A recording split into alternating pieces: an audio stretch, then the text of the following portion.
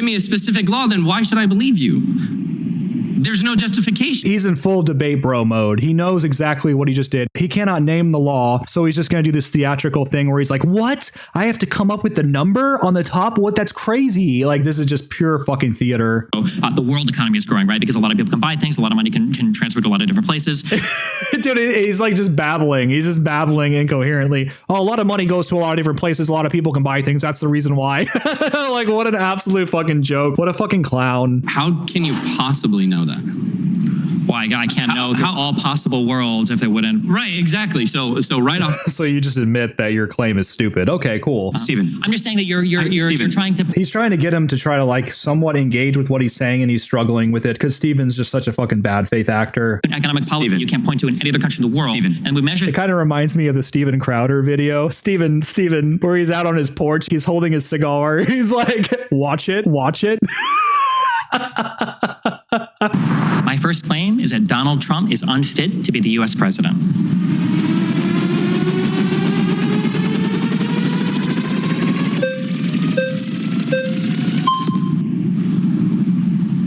Pleasure to meet you. Yeah, pleasure to meet you. All right, so you say... I like how it's whoever touches the chair first gets to debate, and yet only one guy stands up. It's kind of strange. Almost like it's staged or something, but I'm sure it's not, guys. I'm sure it's not. That President Trump is unfit to take the presidency. Why is that? I would say that one of the most important values that we have as Americans is our form of government and things like respecting the peaceful transfer of power. I think that being able to concede when you've lost an election is really important. So I would argue that the events that took place leading up to and on January... Just talking points about the 2020 election and January 6th are in and of themselves, among a whole bunch of other actions, immediately disqualifying for the office of presidency. Okay. So, Steve, let's talk about January 6th. What happened that day in your mind, and why does that disqualify President Trump? I think that Donald Trump was unwilling to accept the results of the elections. I think that he fabricated slates of electors in order to have his vice president pick him to be the winner in the Capitol building on January 6th, even though he didn't have the votes or the evidence to support it. I think that is a wholly undemocratic thing. I think that it is destructive and undermines our democratic process of governance. Do you attribute the violence on January 6th to Trump? Largely, yes. Okay, why?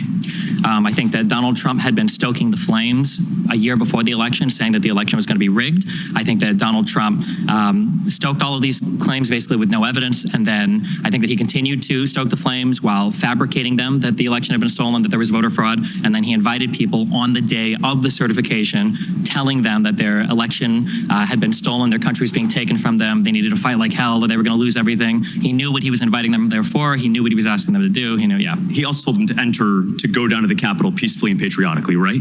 What time did protesters first go into the Capitol? What time did they first enter the Capitol? I think it was around 10 a.m. I think is when the Capitol grounds were breached. No, 2:11 p.m. No, just to be clear, that's not true. 2:11 p.m. is when protesters first entered the United States Capitol. There's the grounds that were secured outside, though. Okay. Those grounds were breached while Trump was still giving his speech at the Ellipse. Okay, let's talk about the entrance. Oh, no, not the grounds. Oh, no, did they step on the grass? That's horrible. Of the Capitol, because that would be more severe in your mind than simply walking onto the property, right? Can you concede that point? Probably not. I think they were all... I think he's just lying when he says that. Probably not. Yeah, you're just lying, Stephen. I think they were all really bad, but... Yeah. Okay, well, entering the Capitol, let's just mark that point. 2:11, what should Trump have done at that point?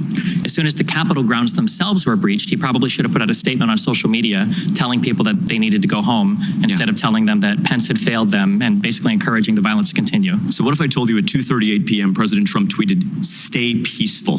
He tweeted that to his supporters, "Stay peaceful." He tweeted 27 minutes later. He tweeted that after Ashley Babbitt, I believe, had already been shot and killed. Okay, so what does that mean when you tell your people to stay peaceful? They're not being peaceful. That doesn't make any sense, right? 2:38 p.m. 27. Well, that actually sounds like he didn't really know the details of everything that was actually happening at the time, though, doesn't it? 7 minutes after the Capitol protesters had entered, he said, "Stay peaceful."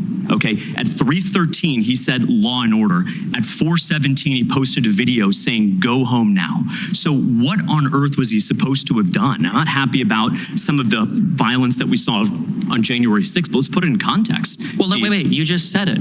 You just said what he should have done. The tweet that he did at 4:17. No, that was a video. That was the third call. It was it was the first time that he told them to go home. Stay peaceful 27 minutes after the Capitol protesters entered the Capitol? After Ashley Babbitt had already been shot and killed. They weren't being peaceful. Why are we saying stay peaceful? How many At this point, protesters Pence were had there? already been... How many Doesn't protesters matter. were there It's a on red January 6th? herring. How many? Hold on. Do you It acknowledge... doesn't matter. It's a red herring. It's a red herring that he said stay peaceful when the protesters started to become violent. The idea that Destiny sits there and says, like, we know every little detail about what Trump knew moment by moment throughout that day is just absolutely laughable. that people broke into the Capitol? What do you mean by break into the Capitol? As in smashed... I don't like that. I will admit that. I don't like that as an answer. What do you mean by break in? What do you mean by these things? I don't like when people answer simple questions like that. I don't think that's the best strategy. They entered it illegally. They broke down 100,000 barricades. people Well, there was a minority of people who did that. Yes. were there that day. How many were charged with crimes? 100,000 people there. How many charged with crimes? Do you acknowledge that people How broke many into were the charged? Yeah, see, so he's not gonna answer the question. What a fucking dork. Like, I mean, but still a lot of people were charged with crimes. It was like over 1,000 people. With crimes then. The How many people on the BLM riots were charged with crimes? This is red A lot. A lot. They just had their charges dropped by shitlibs like you, Stephen. herring. No, it's How not. many people... Who... You said they're violent. How many they- were there that day? 100,000. How many were charged with crimes? It's the largest FBI investigation history. 1,550. It's not relevant at all. Have been It's charged not with crimes. relevant. How It's can you not say they were all violent? It's not relevant. How can you say they were all violent? The first people Okay. that got into the Capitol, did they Is break in? January 6th your only Did they reason break why in? he's unfit? Wait. Did the first people into the Capitol break in? Is January 6th the only reason he's unfit?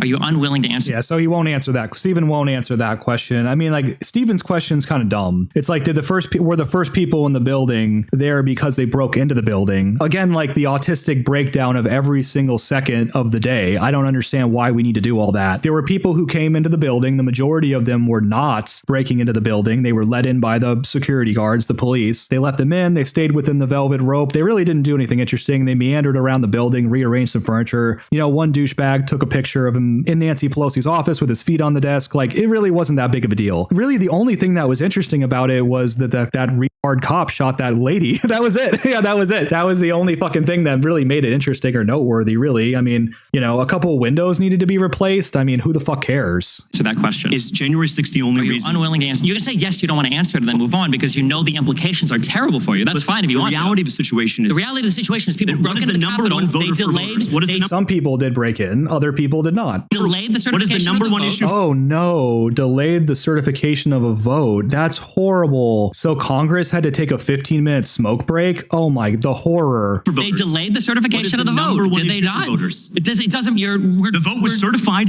Was it not certified? Was there a delay in the certification? Was there not- was there it a not delay in the certified? certification? It It's was absolutely because the certified. National Guard showed up and they kicked the people out after Donald Trump was forced to tell them they were going home after watching them is- break in for 3 hours what and is do the- nothing. Well, that sounds like a pretty shitty insurrection to me, Stephen. I mean, if a couple of National Guardsmen show up and then the whole thing disperses and goes away, that sounds like a pretty shitty revolution. Typically, you know, people bring like guns and they organize and they plan. Like, where was any of that? That was weird. Where was any of that? By your own Let's admission, just have a they let's have a productive conversation. No, we're not having a productive one because you're not answering my questions. Keep going. Okay. Yeah, I asked you a very simple To be fair, you're not answering his either. question. The first person that got into the Capitol who wasn't allowed in, how did he get in?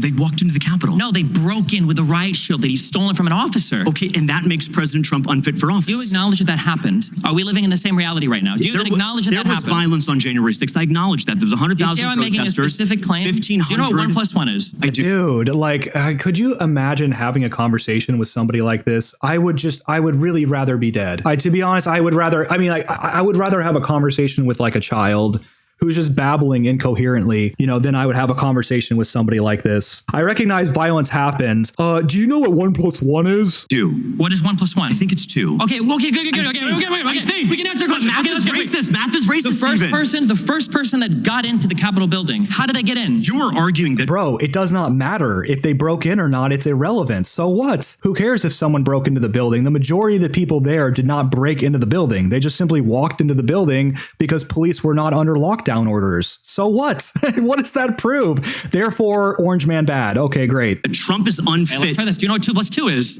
I 4. Who Who was the first person into the Capitol building? How did he get in? Why not just say he broke in? Is your entire argument about January 6th yes or no? Well, my biggest argument right now is that conservatives are delusional and they don't exist in the same reality that we Why do. must So you any other attack? Why conversation- must you attack You're obviously the delusional one about it, dude. It's very obvious that you're delusional. 75 million voters? Pause. You've been voted out by the majority. Please return to your seat. Thank you. Yeah, thanks. I Hey, Mike.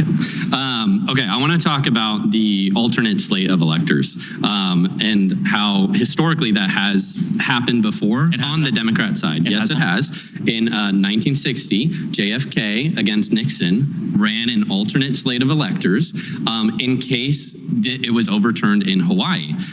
It was eventually overturned in Hawaii, and so then those electors were certified, and JFK won the state. So I'm glad you bring this up real quick, because this is one of the biggest pieces of talking points that you guys always bring up, and I don't know why. In 1960, two slates of electors were authorized by the state legislature. Both were granted the certificate of ascertainment from the governor because they knew that it was a very close election and they'd authorized a recount, and because that recount was going to go past the some mid-December date, it's December 14th for the 2020 election, but some mid-December date for when they had to certify their vote. So they said, okay, well, we'll send in both certificates, and then on the day of the counting, on January, whenever they would have done the certification in Congress, then they can choose which one was authorized by the state legislature based on the results of the recount. Donald Trump's certificates were not authorized by any state legislature.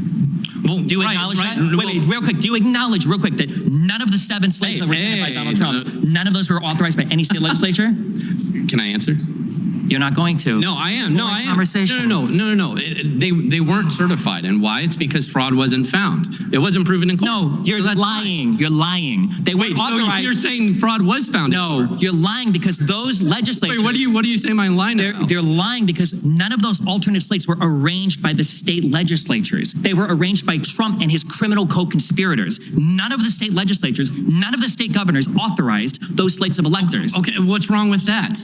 It's illegal, number one, and number two. What law? What law Why was he not prosecuted for it if it's illegal? He was prosecuted for every other stupid thing. says that? You have laws that are governing how you're supposed to transmit. What law? What law?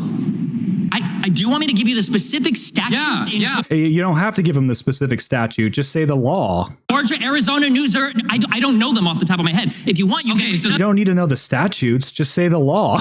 If I go and kill somebody, I don't sit there and say, oh, I was charged with violation of Florida Statute 256.73. You don't say that. You would say, I committed murder. That's what you would say. That's the law that you broke. That's the crime. He's asking you what the crime was. What was the law? Like unlawful alternates slate of electorship formation? Like what's the law? Like what's the actual crime? And that's a baseless claim. It's not a baseless claim. Yeah, it is. Chesbro and Eastman. You can't provide me a specific law. Because I can't give you the state statute? No, he's not asking you the statute. He's asking you the law. Yeah, if you Do you can't not know the difference between a statute and a law? give me a specific law, then why should I believe you?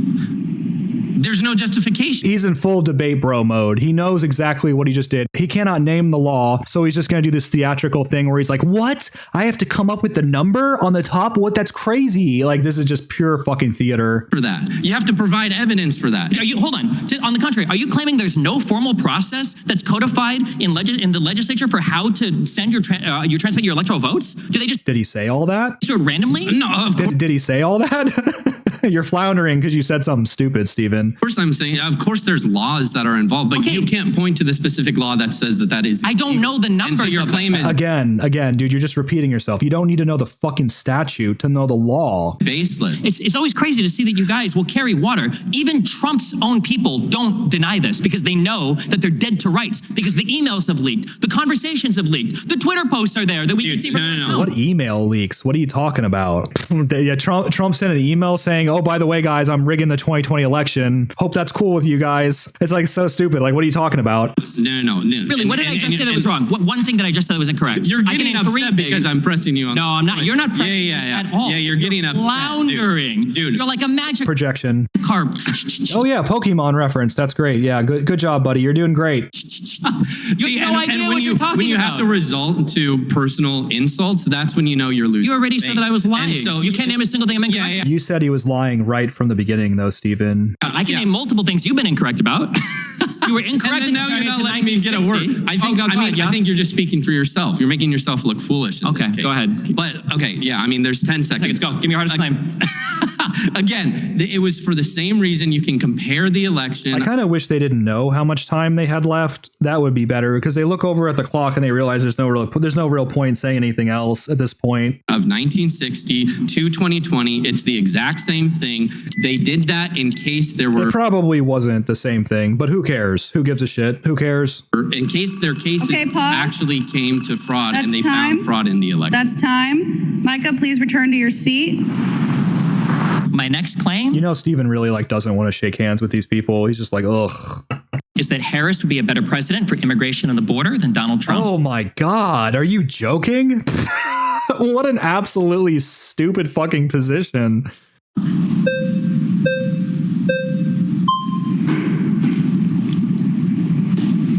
Oh, hey, what's up? Long time no see. Yeah. I don't think Black Shirt Guy's heart was exactly in this one. All right, so why would Kamala Harris be better than Trump on immigration? Because I don't know if Trump even knows what's actually wrong with the border.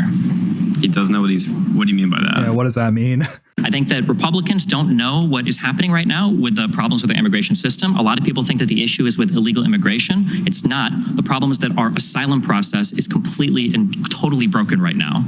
And the problem is the only way to rectify that is to change the laws governing, or at least some of the regulations governing the asylum process. And when there was a bill on the table to do so, Donald Trump blocked it to keep the border open for an election issue. But as it stands right now, you could have the... So this is this talking point. I've covered this, I feel like 1,000 fucking times, that they continue to bring up this stupid border bill that was voted on in April or May or whatever of 2024, when this problem has been going on for years, and the bill was garbage. The bill was a poison pill. It essentially said that something like 5,000 immigrants can cross the border before they actually shut it down. Obviously, of course, not very popular. People like Trump hated it, and Trump spoke out against it, and it didn't pass. So now they can make the claim Trump is the reason why the border hasn't been fixed, even though this problem has been going on for years. Just absolutely laughable position. It's just really dumb. The biggest, strongest wall in the world with the best guns and all the people manning it, it would make zero difference on illegal immigration. They would still come up and claim asylum, and there's nothing you'd be able to do about it. Yeah, well, Stephen, obviously conservatives think the overwhelming majority of asylum claims are bullshit. So why would you say nothing could be done about it? Even before Biden was president, Trump had the stay in Mexico provision to the asylum claims. So they weren't allowed to physically come into the United States during those years. So that would be one thing, even if you didn't do anything else and you didn't fix the backlogged court system and all that stuff, even if all that was the thing that you did, that would be huge. But again, obviously the majority of these asylum claims are bullshit. It basically is an illegal immigrant's way of circumventing the law. That's essentially all that it is for the overwhelming majority of people. Now, there are a small minority that are legitimate, but they're a small minority. So do you think there's problems with illegal and illegal? That's what I'm hearing correctly? Well, it's different classifications of immigrants, but asylum seekers aren't technically illegal immigrants, even though Republicans call them that. When they're doing the asylum seeking process and millions of people are here waiting to hear their case, technically that's all legal, which is an issue. Okay. Yeah, it's an issue. It shouldn't be legal. That's the issue. Okay. But why would Kamala Harris be better than Trump? You said she understands it better. I think everybody understands the issue, but I think the Democrats and Republicans, at least the establishment, they don't want to fix the issue. So, So I don't think everyone understands the issue. So every single person sitting here doesn't believe me when I just said that the laws on the books and the asylum process are the main issue. They think it's just people illegally crossing the border, right? The reason why... Again, it's a distinction without a difference in their eyes. They don't care about that, Stephen. An illegal immigrant that walks up to a border patrol agent and says the word asylum is really no different to them than an illegal immigrant that crosses the border and then just goes to Texas or Mexico, finds a job or whatever. The illegal immigrant knows that if he says the word asylum, he'll go through some process where they'll give him some kind of temporary stay visa thing, and they'll give him a court date, and then they'll let him go. They'll let him into the country. So it's essentially a distinction without a difference. I think that the Democrats would do something is because they're not enforcing laws on the books. They are people enforcing. That shouldn't be they are here are that's here. The issue. They're enforcing them. Yeah, but there are people that are illegal here and they're not being sent back. That's a whole other deportation. So they're not enforcing the law then? Well, who's they?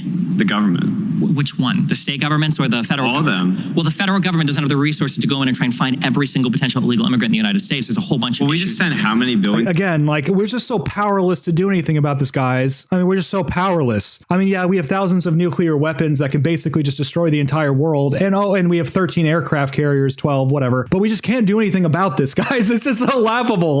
We just can't figure it out. How do we transport Mexicans back to their home country? Bro, who the fuck are you kidding? to Ukraine, like we have the money, we can hire people. There's a lot of people in this country, so it can happen. So the majority of 80% of the aid we send to Ukraine is in the form of like used weapons and stuff. Right. But secondly, it's So what? So what? What's your point? just a matter of, even if you say we have the money for it, I mean, we would have to appropriate the funds for it and everything else to do it. Like, it's not a matter of simply saying like, oh, we're going to triple the size of the DHS or ICE or whatever to do it. So now you're saying, so you want to be tough on immigration, right? And you think Kamala Harris is going to be tough on immigration, just generally speaking. Like she's going to crack down on it, deport illegals, send them home. I don't know. I'm not talking about being tough on or deporting. I'm just saying that to fix the issue we have right now, which is way too many people coming in and claiming asylum. It's not the good. fix, we got to stop people coming in. So we need to the issue is we need to stop the asylum process, or we need to figure out a way to make that better. Right, but there's multiple things that need to be fixed. It's a multifarious issue. And Kamala Harris originally says that ISIS is the KKK. You've been voted out by the majority. Please return to your seats.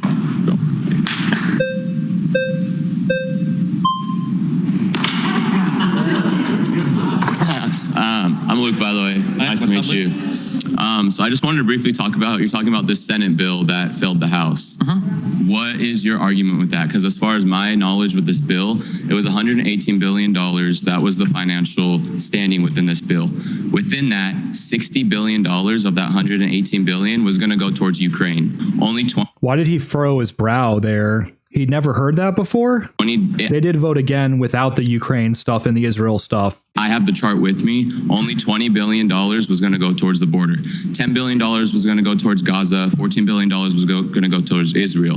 This Senate bill was a bad bill, first off. And second off, it was just a disguising bill to give more money towards Ukraine. So you talk about the bill. That's so just as a real quick thing. So this is the argument that was floated initially, but the problem was they tried to reintroduce this bill on its own, and it still failed. But the bill itself was written poorly. Within the bill, they're going to cap what is the average weekly immigrations at 5,000. That's still way too many people. Do you know what it's capped at right now?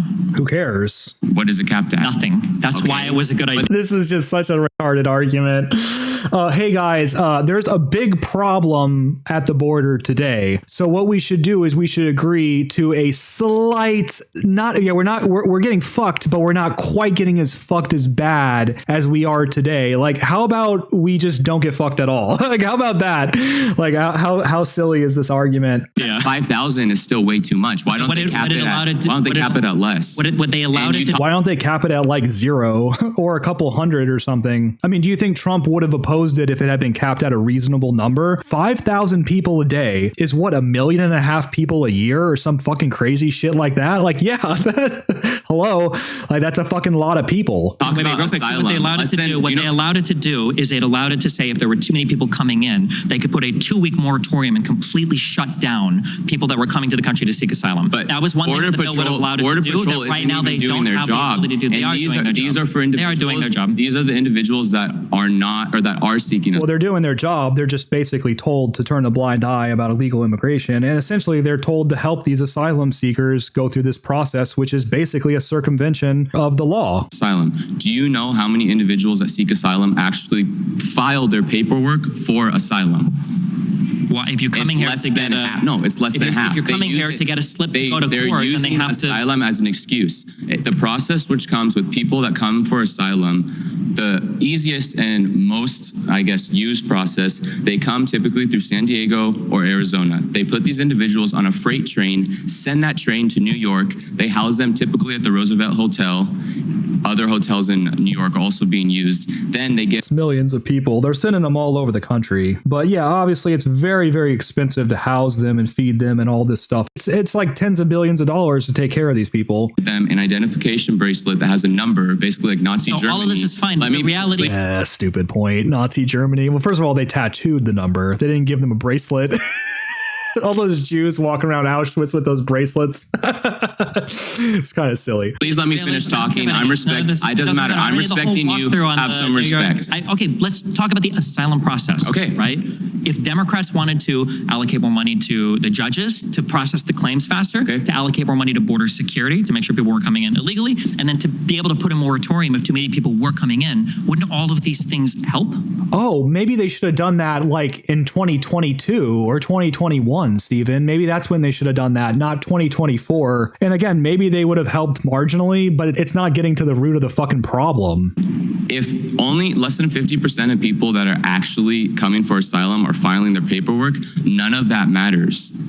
We should be How are you getting a slip to go to court for an asylum judge if you're not filing your paperwork? What I'm saying is these people are using asylum as an excuse to get to America. They get into the country and then they don't return to the court, Stephen, is all that he's saying here. Like, are you not following? Use our resources. Do you know how much money that we've spent? So there's two different types of immigrants. Two different types of illegal immigrants. There's gotaways and there's give-ups. Do you know what each one is?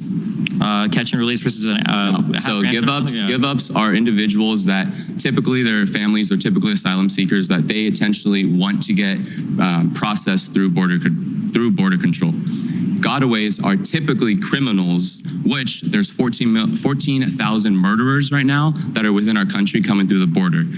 Gotaways alone, which are typically criminals, we are spending $450 billion a year just to support these criminals that are coming through the Gotaway process. Okay, so all of this is great, but it returns me back to my other question. If people are doing this by abusing the asylum process, it feels like a bill would have helped, and Donald Trump has done nothing. Because before we can have any type of bill that bill would have had a marginal effect on this fucking problem, Stephen, and it should have been voted on back in 2021. This is a dumb point. Basically funnels down asylum versus gotaways versus give up versus criminals versus all that. You need to have a secure border. Yeah, but let's say right now, that was not going to help. That was not going to help in the securing of the border. Let's say that you secure the border 1 trillion feet tall on the wall and everything. Okay.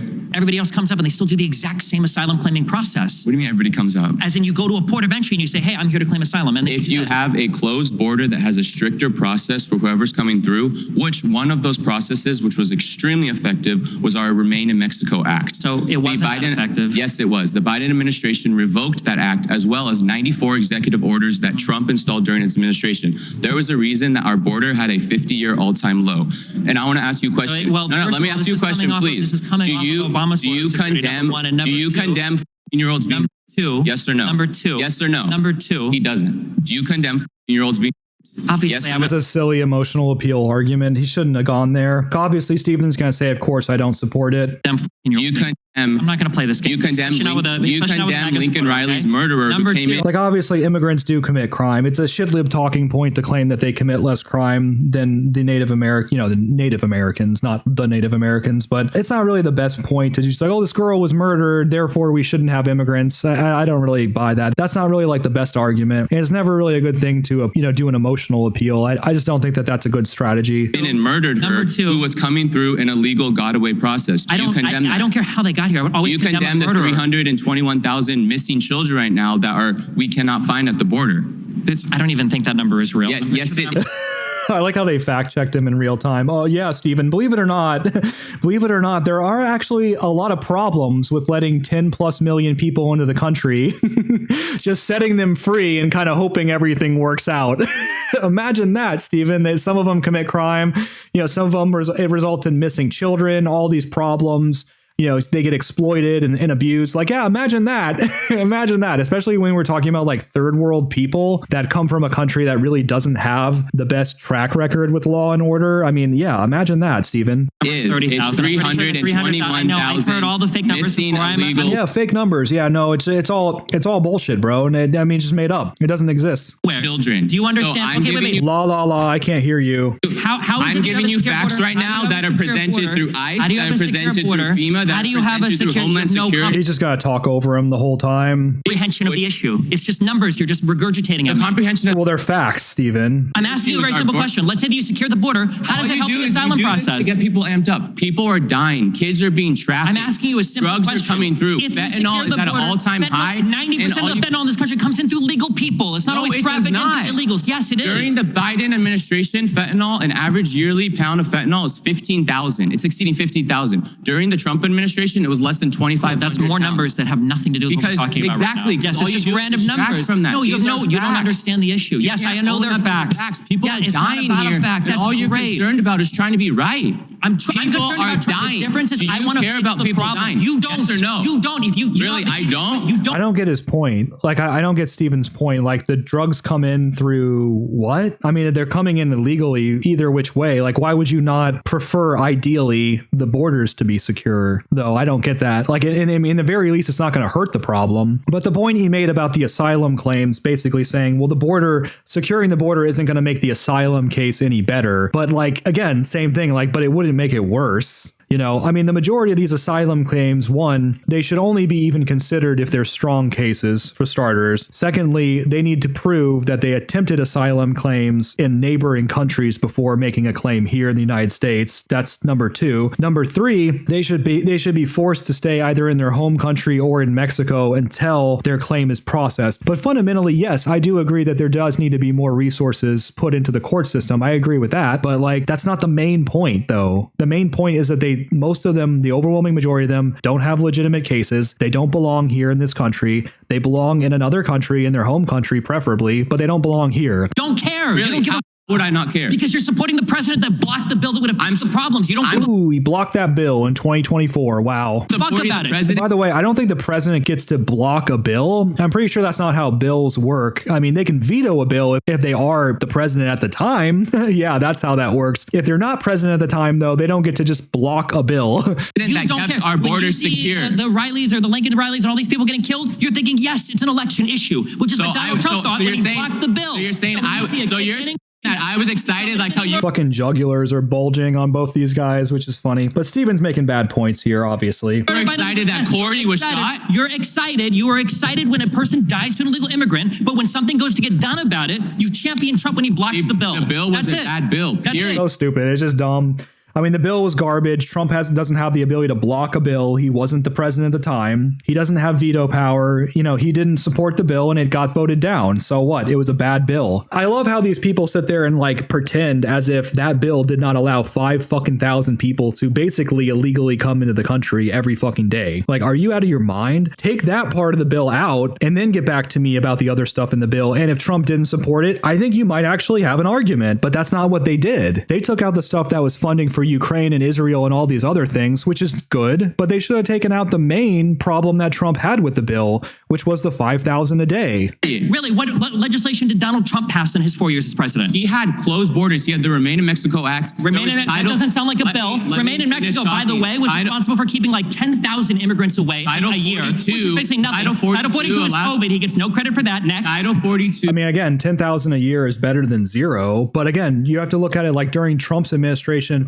very few people came here to begin with. If you actually track the foreign-born population of the United States and you look at different administrations, Trump's years were not perfect. I will agree with you there, but it barely grew during Trump's years. During Obama's years and during Biden's years, it grew substantially. You're pretending like there are no numbers behind any of this stuff and we're all just making it up. It takes a 5-second Google search to find these numbers. Allowed law enforcement. Title 42 is gone. There's no COVID. It wasn't COVID specific. What do you think Title 42 was? Title 42 allowed law Title 42 was basically COVID specific. enforcement to process illegals that were coming through. Now they've revoked that. If a sheriff or police officer, say there's a murderer that comes through illegally, if a police officer tries to process that guy and get him, the police officer is going to be charged with kidnapping, not the murderer. The murderer is just going to get away with this stuff. You can't own up to the facts that are actually happening of the criminals that are coming through. If someone is truly coming into this country, fleeing, say it's Venezuela, fleeing a South American country or any country that their life is truly at stake, everybody here has a heart for them. No, you don't. Yeah. I mean, that is unfortunate, but that doesn't mean they get to come to this country. I mean, if they can actually legitimately prove that their lives were in danger, then I do support, some temporary help for them. I mean, I'm not a savage, but that is a small minority of people who are actually having those legitimate claims. The overwhelming majority of people are coming here purely for economic reasons. They're leaving their shithole countries and they're coming to a nicer country because they want to live in a nice country and they don't want to live in a shithole country. And that is it. Full fucking stop. It has nothing to do with violence. It has nothing to do with cartels, any of that shit. It has basically nothing to do with any of that. You're championing how dare you things can like say that? Remain in My Mexico. family were immigrants. Hold on. So how can you say that? In your world, in your ideal world, if somebody was escaping one of those countries and coming to the border, you're saying keep them in Mexico until we process them. Where's the compassion there? Mexico. Well, I mean, yeah, Mexico isn't the country where they're being persecuted. persecuted necessarily, stupid. They come from all over Latin America. Are you dumb? It's 10 times safer than the country that they're You coming. think that the border towns that are being overwhelmed by people coming to seek asylum, you think that that's country? Yeah, they yes, Stephen, the border towns are probably safer than the countries that they came from. If they're fleeing those countries because of violence and they have legitimate claims, yeah, yeah. There it is. Okay, the protect pause, country. Yeah, pause. so there's no harm for the Pause. people coming You've in. been voted out by the majority. Please return to your seat.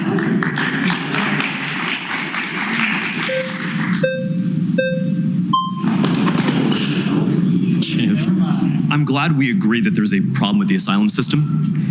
And I actually... Well, we don't agree. I think that, but... Well, I'm agreeing with you that there's a problem with the asylum system. Okay. I actually think you care. I've been following you for a while. I actually think you deeply care about this issue and how it's affecting the American people. I do believe that sincerely. What is for the tens of millions of folks who are going to watch this video, just what is asylum as a process represent to you? What does it mean to qualify legitimately for asylum? To legitimately qualify for asylum, there's like official characteristics for it, but basically the place that you're fleeing, you're being persecuted for some characteristic or trait that we think that you obviously shouldn't be persecuted for, and you're facing like severe threats to your existence. And so you have to flee the country, and then you're basically coming to the United States saying like, I'm basically stateless, I can't go back to my home, like me or my family's at risk, and can you basically take me in and me become a citizen that way, basically. That's exactly right. You're fleeing racial, religious, ethnic persecution. Mm-hmm. Absolutely. Poverty wouldn't count as asylum.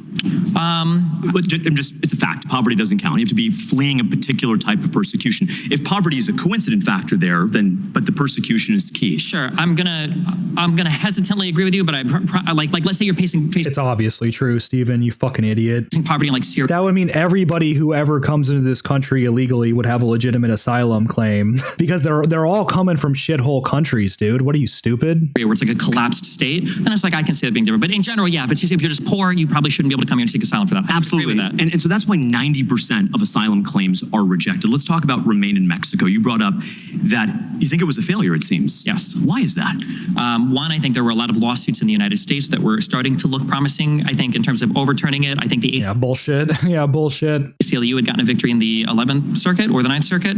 And then also because just the number of people that were being kept out from Remain in Mexico, I want to say the total number over, I think it was like 3 years, was like 30 or 40,000. It wasn't that many altogether. But isn't that actually a sign of its success because it was a successful deterrent? Think about it. Yeah, it deterred people. And not only that, but everything about Trump deterred people from coming here to begin with. And COVID happened on the last year of Trump's presidency, and that cut down on immigration significantly with Title 42. This way, Stephen, if you got people who are fleeing religious persecution and you got folks who are fleeing poverty, the people who are actually fleeing persecution, they will happily go to Mexico and wait for 6 months for their case to be heard. I don't know if that's always the case. Well, but if you're fleeing and you literally have nothing, you're like a destitute family. Now you're sitting in like a border town, like waiting months and months, maybe for your. But that's better than religious persecution. Well, that's better than being killed in your own country, Stephen. Persecution in Syria, right? I mean, it might be, but ideally in the United might be. Okay. States, we could process you almost immediately, and if you have a legitimate claim, we can house you here. Absolutely, but how do we keep the fraud out of the system? I thought Remain in Mexico, wherever you are politically, was a good way to do that. The idea was that if you're actually fleeing persecution in Syria or in East Asia or in Africa, you would be 99% better off in that camp in Mexico where it is protected. I mean, you could also just go to another fucking country and attempt an asylum claim there. The reason why the Syrians aren't going to Libya or Egypt is because those countries suck. They don't have to fucking cross an ocean to find a country that doesn't suck. And even if they do, that's too bad. They need to find another country that sucks, that doesn't persecute them as much. That's all they got to do.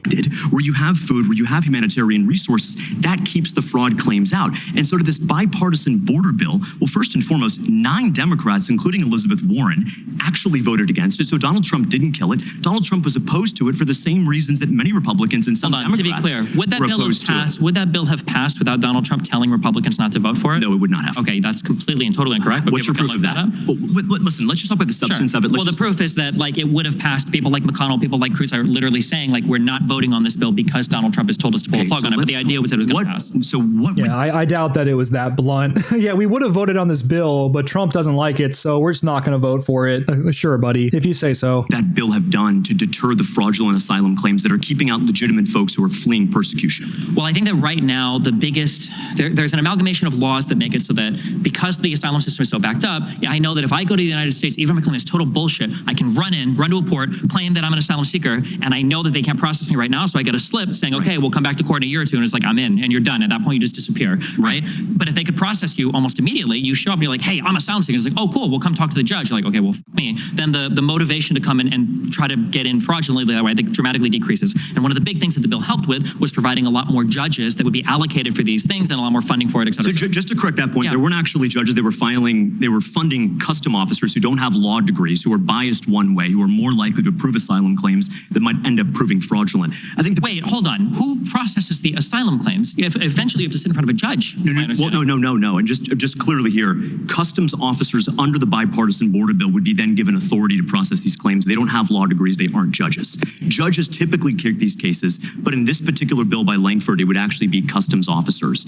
Oh, really? That's surprising. Yeah, that's not good. That's another reason not to vote for this fucking bill. Customs officers would make the final decision on whether or not a person gets into the And that's country. how you build up capacity, because you couldn't hire more immigration judges. There aren't enough people in the country to take those I think you judges. can. It's not going to happen overnight, but you could do it. I think the issue is that the judge number has been capped since, I think, the 80s or the 60s in terms of how many judges are allowed to hear these claims. So we haven't had more funding that was allocated. Why not actually bring back Remain in Mexico? It absolutely works, Stephen. Because I don't think it necessarily works, number one, because not that many people were kept out. And number two... But why weren't that many people kept out, though? Like what was the decision to keep people in Mexico versus let them come in? Obviously, some people were not allowed to come in, but why? Even as a matter of policy, I don't know if the idea to the country to the south, he was like, hey... Bro, just like fucking say you want open borders. Like, why do you sit there and have to go into all this stuff about, well, technically Title 42, and technically it was only 10,000 a year with Remain in Mexico, and that's not really great numbers anyway, so like, why do we even care about it? It's like, why not just say I want open borders? Listen, if people coming to asylum, we're going to go ahead and store them in your country while we wait and process it. I don't know how even Mexico would feel about that. I don't know if the conditions would necessarily be safe for those people either. Because I thought that one of the claims that I heard so much from... Again, that's our problem. The Trumples was how unsafe all of these like border towns had become because of so many people building up there. So why would you want to stick a legitimate asylum seeker there and keep them there? Would you agree that if somebody was coming here to If the border towns are more dangerous than wherever they came from, then they can fucking stay back where they came from then. Seek asylum, and it was a legitimate case, then it would probably be good to take them in and house them immediately? In an ideal world, absolutely. But we need to also separate those who are abusing the system. Again, 90% of those claims are fraudulent. But so then shouldn't we increase the funding to process those claims as quickly as possible? I think the deterrent is better in Mexico. But Stephen, let's agree to disagree, okay? Okay. Great.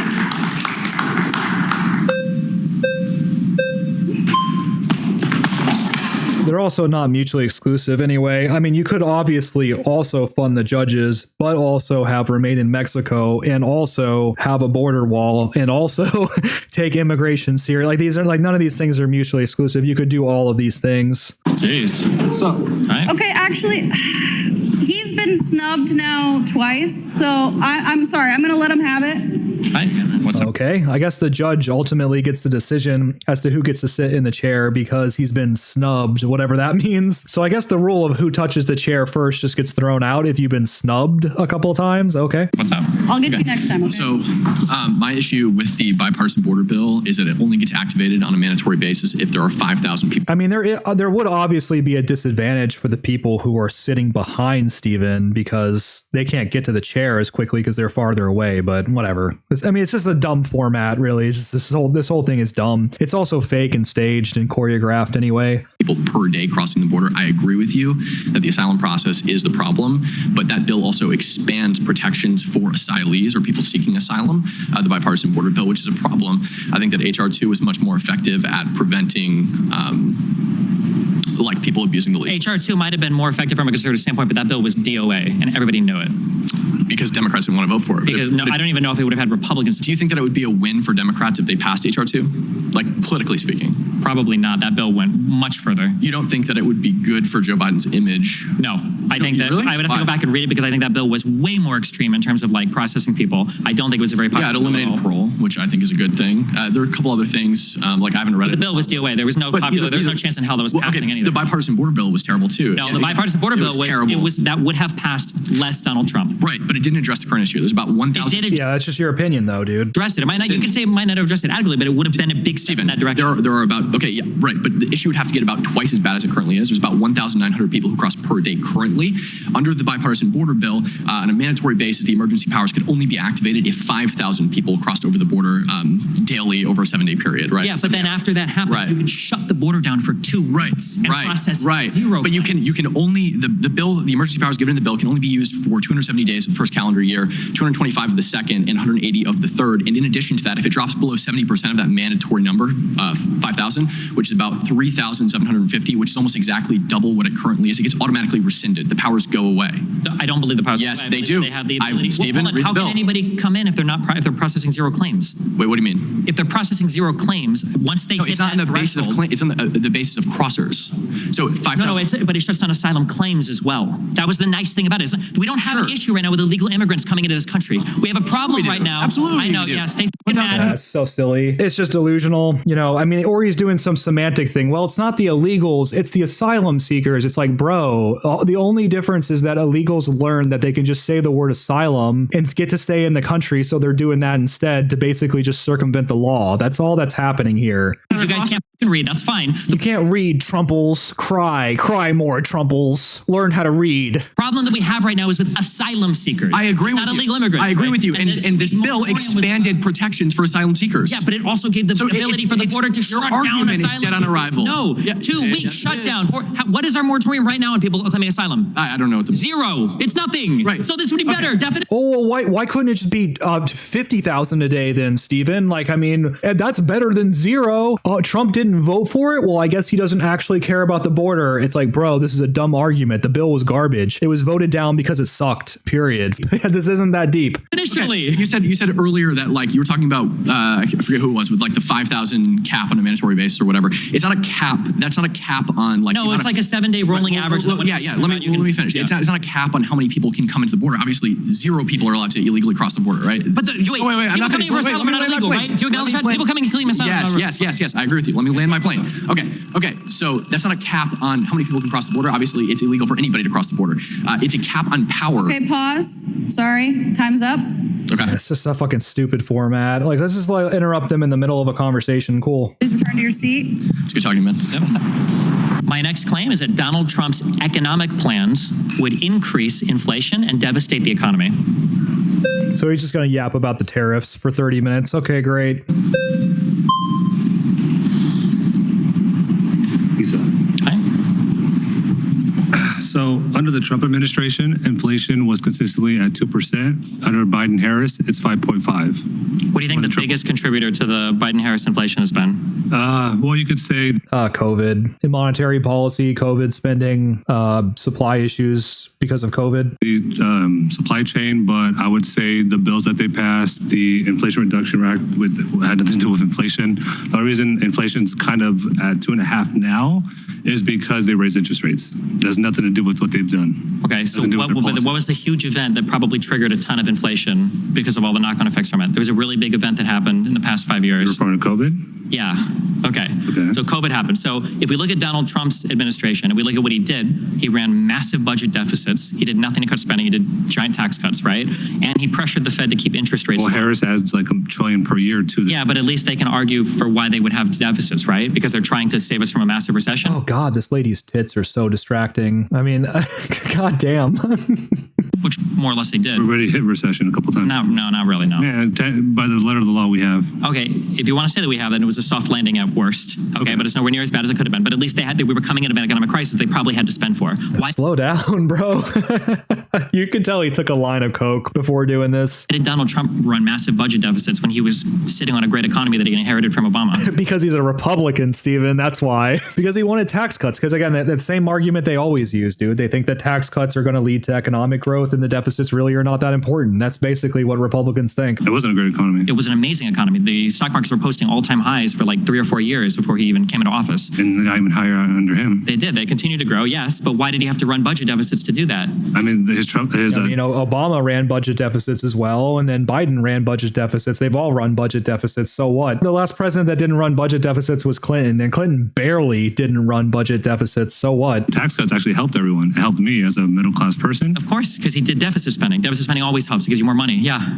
But how would this ever help inflation? Well, there was no inflation under Trump. Yeah, because the economy and everything in the world was growing too, right? COVID hadn't shut everything down yet. Right. But I'm saying that Donald Trump's administration... Okay, I gotcha, Stephen. So your position basically is COVID is 100% to blame for the inflation. Okay, great. Whatever. Move on, I guess. Who cares? This month in office, though, was 1.4%. Biden can't even get that in his best... Yeah, but are we going to cite like the year of COVID as like these are the... Well, yeah, I mean, if you want to be fair to under COVID, the last few months, unemployment was terrible. So if you want to go off that too, but as soon as the country opened back up, they tried to take all this credit, all these jobs that were just bounced back. Sure, and I think that's pretty stupid to say that we created this many jobs or whatever, so I'm not giving them credit for that necessarily. Of course they would. But I'm just saying that when we look at just for inflation, everything that Donald Trump talks about when he wants to come back in his next term seems like things that would just be inflationary. He wants to tariff everything. Well, he wants to drill more, which will lower the price of everything. We already are a world producer in energy. I don't know how much drilling more is going to help. But I mean, he also I don't even know how we'll have the people to drill because he wants to increase tariffs on every single product in the world. Which is stuff made out of America. What? Which will benefit the American. Yeah, but if it's made out of America, then what? Then who's going to... I mean, I don't understand this argument. I mean, gas is priced now above $3 a gallon. So if he did increase drilling, what's going to happen? It's just going to go down to like $2.75, $2.50. I mean, I don't get what Steven's point is. You know, it's not like gas is not profitable if it's selling at $2.50 or $2.75 or something like that. So like, what's your point? We're already the number one energy producer. It's like, yeah, but that's because of Republican energy policies, Steven, which Trump wants more of. Like, so I don't get what your point is. Going to be drilling when we're all busy like making clothes and making shoes and making the most basic fundamental products. Well, not all of us, obviously. Stuff still will come from overseas. Why? He wants to tariff all of it at 50 to 1,000%. Nah, he didn't say 1,000. 1,000%. He said 100. He said a lot of numbers in that Bloomberg interview that he did yesterday. I think he said 1,000 for some of them. Yeah. But yeah, he says he wants to tariff. He said he wants to tariff everything. He said 10 or 20% was too low. He wants to manufacture everything at home. And then when Harris went on The View and said, "Would you do anything different than Biden?" She said, "No, can't think of anything. No matter how people are struggling, how the world is, she can't think of one thing she would do." Well, I mean, the United States is ahead of the rest. Okay, pause. You've been voted out by the majority. Please return to your seat.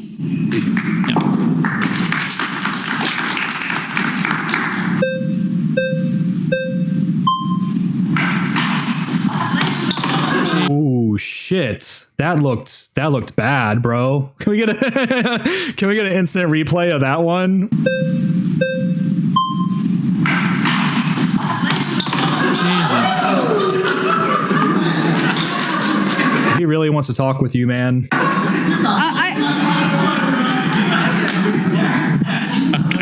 Now, Stephen, that was very inflationary.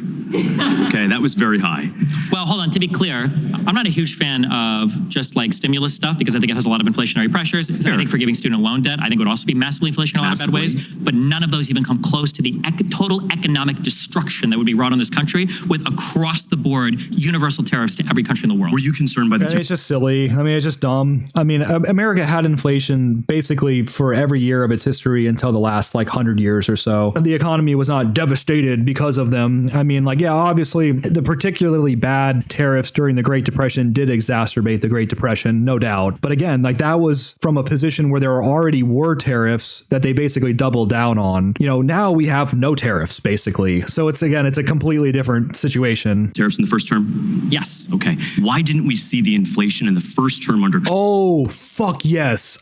Dude, I have thought this exact same fucking thing. Explain to me how there wasn't inflation during Trump's presidency, but Trump did the trade war with China with all of these tariffs. And then Joe Biden, dealing with inflation, not only does he not remove the tariffs, but actually expands them to some extent. How does that make any sense? It makes no sense. Even though Biden on day one reversed almost all of what Trump did, as much of it as he could, he reversed on day one. How does that make any sense? Trump under these tariffs that you're so concerned about? Because I think that raising prices and everything can kind of be masked through the allocation of money to other assets, especially when the economy is growing. So the world economy is growing, right? Because a lot of people can buy things, a lot of money can transfer to a lot of different places. Inflation has to do with dollars chasing supplies of goods, basically. And if the supplies continue to grow at a really high rate, you can probably afford more deficit spending. But the issue is that I don't think that Donald Trump was intelligently saying like, well, I can probably afford it. What in the fuck is this word salad answer, bro? He asked you a specific fucking question. Trump did the tariffs. Why was there no inflation during Trump's years? Why was the inflation during Biden's years if Trump did the tariffs and tariffs are inflationary? Because I think that raising prices and everything can kind of be masked through the allocation of money to other assets, especially when the economy is growing. So money to other assets, especially when the economy is growing. Like, dude, what a fucking like non-answer word salad. The world economy is growing, right? Because a lot of people can buy things, a lot of money can transfer to a lot of different places. Dude, he's like just babbling. He's just babbling incoherently. Oh, a lot of money goes to a lot of different places. A lot of people can buy things. That's the reason why. Like, what an absolute fucking joke. What a fucking clown. Inflation has to do with dollars chasing supplies of goods, basically. And if the supplies continue to grow at a really high rate, you can probably afford more deficit spending. But the issue is that I don't think that Donald Trump was intelligently saying like, well, I can probably... What? He wasn't asking you about the budget, stupid. He was asking you about the trade war. He was asking you about the tariffs. Why were the tariffs not inflationary when Trump was president? Like, it's a simple question. Afforded deficit spend here because of the economy. I think he just likes to spend because everybody does. And I don't think that Trump would have the ability to rein it in, as he said multiple times in his Bloomberg interview yesterday. But also, like, the big event that was contributing to inflation over the Biden administration was probably COVID and a lot of the knock-on stuff from COVID. American Rescue Plan, for example, the unemployment rate had already been cut in half. 100 million people had immunity to the virus, and yet we put $2 trillion of heroin into the economy. That the United States is also outperforming every single other G7 OECD country when it comes to metrics like inflation and how our economy is doing as well. We've got... So I think always has. Yeah, since the Second World War, it always has. So what? What's your point? we probably made the right choice there, right? And we also didn't lock down our country as much as those countries locked down because of shitlibs like you that were pushing those stupid policies. Right? Well, Stephen, wait, would you say that we made the right choice where? With like the American... I disagree. I mean, we made a better choice than these countries did, for sure. I disagree. Okay. So which country should we have acted like? Well, I'm going to... Again, the false dilemma fallacy. We don't have to act like a specific country. We can do our own thing, stupid. Like, are you listening to what you're fucking saying right now, dude? Hold ourselves to the American standard, which is to always do the best thing and not to compare ourselves to others. Okay, listen, so we are outperforming everybody else, but you think we should be doing even better. Okay. Stephen, if I'm the best He's just arguing in bad faith. Through and through, this is just bad faith. Complete garbage. Alcoholic in the room, I'm in the wrong room. I don't want to be the best of the worst. I want to be the best compared to my own standard. Exactly. Okay, but to be clear, you're talking about a world where every single person is apparently an alcoholic. Stephen. I'm just saying that you're trying to... He's trying to get him to try to like somewhat engage with what he's saying, and he's struggling with it because Stephen's just such a fucking bad faith actor. Economic policy you can't point to in any other country in the world. And we measure... It kind of reminds me of the Steven Crowder video. Steven. Where he's out on his porch. He's holding his cigar. He's like, watch it. No, that doesn't work either. 8.5 million Americans relational to other countries, and the fact that we did. I haven't interrupted you. I haven't interrupted you. With all respect, I haven't interrupted you. 8.5 million people are working multiple jobs to keep up with inflation. You've got 7 million prime working age men who are not in the labor force. 37% of Americans say that their children's life will not be better than theirs. This economy is hurting a lot of people right now. Do you accept that? No. What's Donald Trump going to do to improve that economy? Well, let's talk. That wasn't the question. About that for a moment. Let's just talk about that for a moment with all sincerity. Sure. What problem does tariffs try to address, Stephen? Foreign products are undercutting American labor and prices, essentially. In Donald Trump's world, or what? That's a very general question. Come on, bro. Objective speaking, when you look at tariffs, what does it try to solve for? Tariffs can be levied for a variety of different reasons. The two most common reasons that are given is that one, it can be foolishly employed to try to protect an industry. So you would tariff other people to make your own industries more competitive. These require across-the-board tariffs, so not specific ones. And then a second reason could be for issues relating to, say, like national security. So for instance, I want to tariff these people's abilities to manufacture microchips or steel, not because I think we'll be economically better off, but because if we get into war with them, I don't want to be relying on them for processing. I think the latter case makes a lot of sense, by the way. If you get to war with China. Now listen. Although I would be honest about the latter one and say we don't do it for economic reasons, we do it for security reasons. That's fine. Yeah. That's absolutely fine. and I agree with you on that.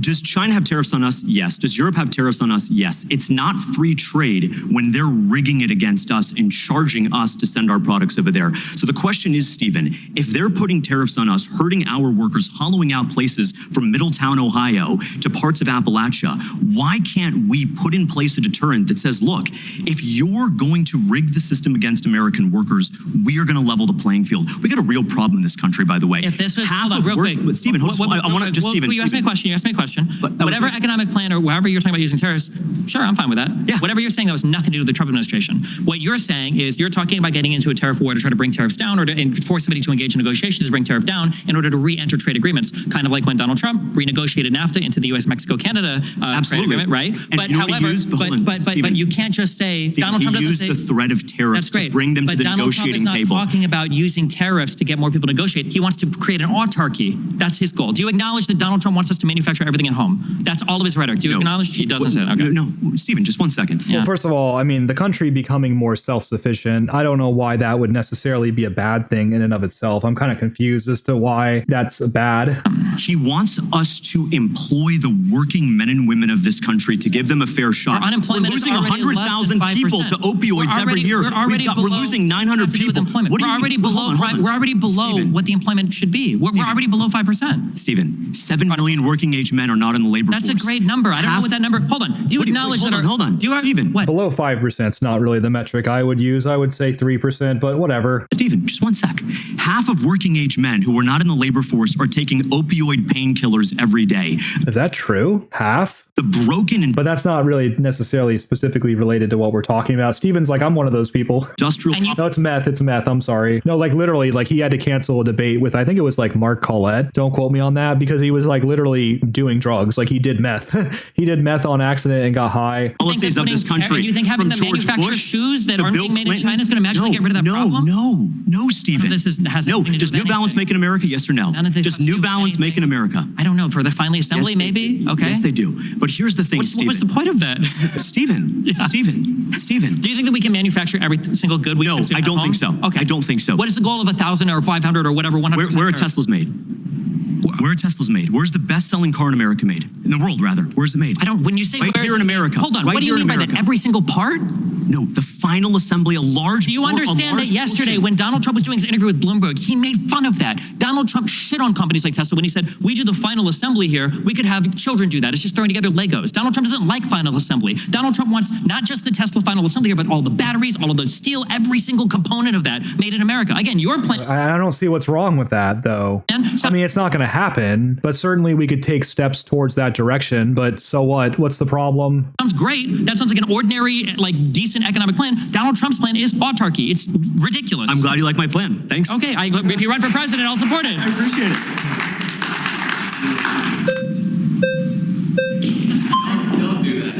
Hi, Steven. Hey. He kind of cheated a little bit. He got a running start. I call shenanigans. Yeah.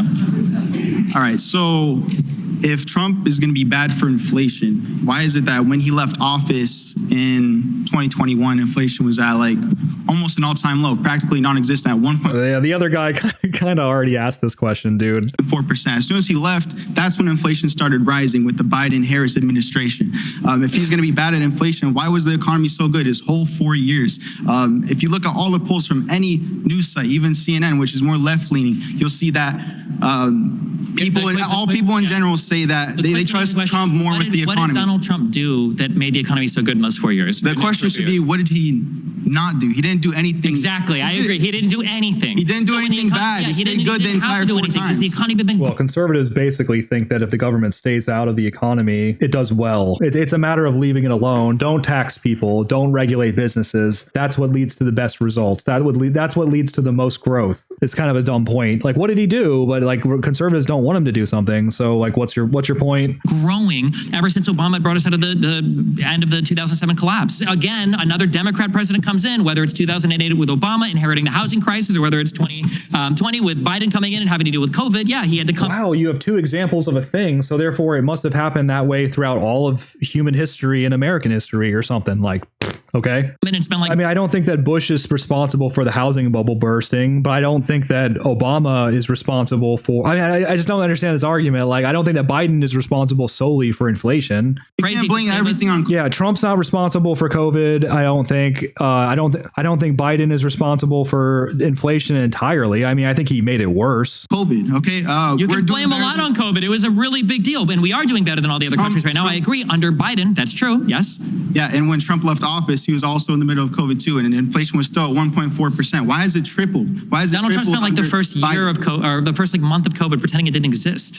I don't know if he was like the leader to point to about that. Okay, well, I just don't know like what's one policy that Donald Trump has given if he comes back in office is going to help inflation. Just one. he's going to be doing pause. tariffs, and he's How that makes Tariffs would probably make it worse, if anything, but it probably won't have that much of an effect. things more he's expensive. also going to be mining. Pause. You've been voted out by the majority. Please return to your seats. Yeah.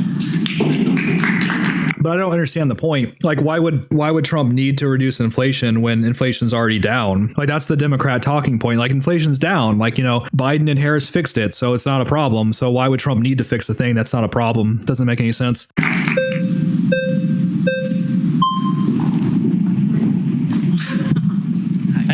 Nice to meet you. Oh, I was about to say it would be awful. I was about to say it would be awfully sexist of me to skip this woman, but then but then I realized something really quick. I'm just gonna hit play. Nice to meet you. Okay, so the Congressional Budget Office in the 1980s reported that $1 to $3 billion. You know what's funny though about that whole thing? I've heard people say that the male to females are more likely to be right wing, and the female to males are more likely to be left wing, which is just kind of funny when you think about it, because the overall polls show that, obviously men vote conservatively and women vote liberally. So it's kind of funny when you think about it. It's like it's like their core DNA or their coding is built into them, and they just become right wing, even though they're transgender. It's just kind of interesting. It's just kind of funny. Was spent on illegal immigrants who were coming in and basically feeding off of public services. So what I don't really find appealing is that you get a lot of conversation from the right and the left asking basically everyone except Latinos what they think about this issue, okay? Because it affects us. It affects the fact that we're here, we've crossed legally, and then we're getting our image basically affected by the fact that we have criminals killing Americans, by the way. Let me just give you a few Ooh, you brought homework. Nice. names who have died basically at hands of illegal criminals. Lincoln Riley, which people know, Christopher Gadd, Travis Wolf, Alex What is it? Wise. Wait, what is it? Do you not care about these names? No, I don't care about these names. Oh, you don't? No. I'm good. Well, that's... If we're having a policy discussion, no. Do you want me to start naming off like every black person that gets killed by a This police one- officer or whatever? so If you want to look do the at- BLM Yeah, that'd be a short list. That'd be a short list, Steven.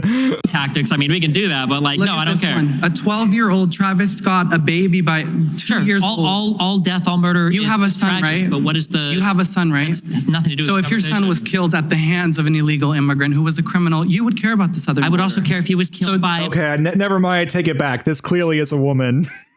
This is just purely an emotional argument. This is definitely a woman saying this. A 15-year. I would kill if he. I would care if he died in a school shooting. What do you mean? What's the point? Wouldn't you be Do you there think that my son has a higher chance of being advocating killed for by- the southern border to be closed? You would. Do you think that my son has a higher chance of being killed in a school shooting or by an illegal immigrant? It What do you think? debunks What do you you. think? So you don't want to. I actually, to be honest, I would think your son has a more higher chance of being killed by an illegal immigrant, statistically speaking. Yeah, I mean, school shootings are relatively rare. Answer the Shooting or question. illegal immigrant. I mean, there's tens of millions of illegal immigrants. What percentage of people commit school shootings? It's like 0.0001% of people commit school shootings. I mean, it's kind of silly. If your son was killed as a victim at the hands of an illegal criminal, by the way, there is a watch list of many people, terrorist groups and organizations that have been coming into our country, and it is very well known.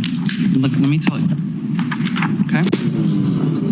Okay, I'm sorry. You've been voted out by the majority. Oh, okay.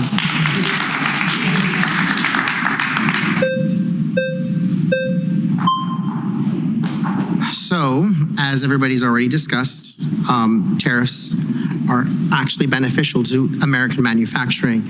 Ivanka Trump brought Louis Vuitton manufacturing back to America, something that was considered unheard of.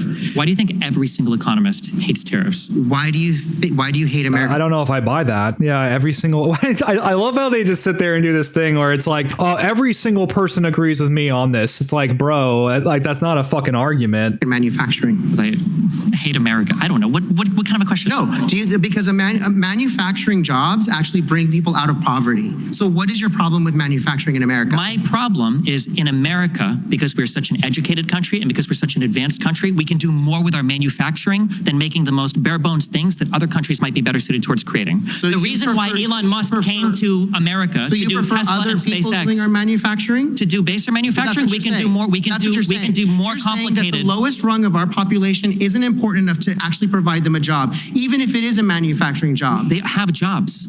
What is the jobs? The ones that are being taken by the. We have less than 5% unemployment. What are they doing for work? What do you Taken mean? by the immigrants? I thought the immigrants were coming here not working. Yo soy la población que más afecta a estos policías. De veras. Tienes que aprender español, mijo.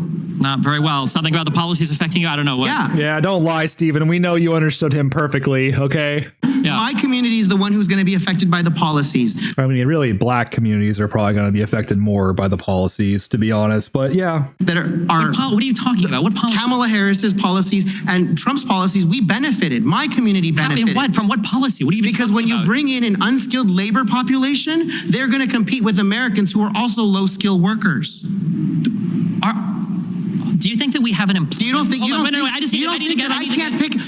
I can teach Maria or Juanita to pick up a pair of scissors and groom a dog's hair? Because I've done that before. And you know what? I can replace anybody. That's called being a low-skilled worker. And anybody crossing the border can do that. You don't need a degree. You don't need a diploma to do these jobs. No, but we do have these degrees. Jobs, America does not have the most productive labor force in the world because we do base manufacturing jobs. You don't think these low-skilled jobs are important. You don't think these low-skilled jobs are important. That's very sad. That's very sad that you don't care about low-skilled workers. in the United States than just base manufacturing. We are the world's most sophisticated and educated economy. Why shouldn't we do more base manufacturing? You don't have 50 hours in the day. You can do more than that. Why wouldn't we let other countries do it? The reason that manufacturers choose to go out of the country is because America has to pay for things like labor laws, employment, insurance, all these other facets. That's why these big corporations... The difference in the quality of life is the main reason why there's a disparity between wages among these countries. But I don't like this guy's argument. It's just another emotional argument, just like the person before him. You know, it's not really like the best argument. I would prefer an argument that's grounded a little bit more with like data. We'll go to places like China. I have a company called BYD in my backyard. Oh, he's advertising. He's plugging his business. Okay, so that's why he's on this. That brings in Chinese immigrants and pays them Chinese wages in America. And my representative, Mike Garcia, got that organization defunded because federal funding, my taxes. You think it would be better if we paid? So we need a to Chinese company in my backyard. I would rather pay American workers $2 an hour to make products. Maybe your company shouldn't exist in America. Maybe you should go to China and make your company. Go to China and make the company. That would be better. You should do that.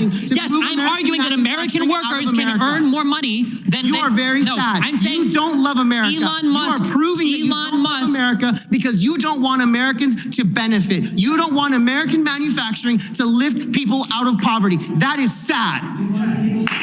Oh, and then he walks away. Like a woman, he just walks away. Boo. He's got a little gay dance too. A little. I can't stand these people.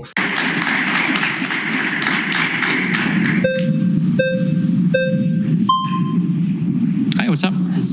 So we already talked about inflation 1.9 under Trump. I think you guys like to leave out deficit spending, which was 8.2 trillion under Biden and 6.7 under Trump. Why was it so much higher under Biden? You could say during COVID, but you could also bring in the tax. The total revenue during Biden and Trump was close to the same, and he was spending almost double the amount each year. And you could also talk about the Federal Reserve Trump running such huge deficits? You're not going to answer that question, are you? Can you repeat the question? Why did Donald Trump? Yeah, he was talking and then you talked over him, dude. Just be quiet for a minute. Because you want to gish gab the next point. Why did Donald Trump engage in massive deficit spending?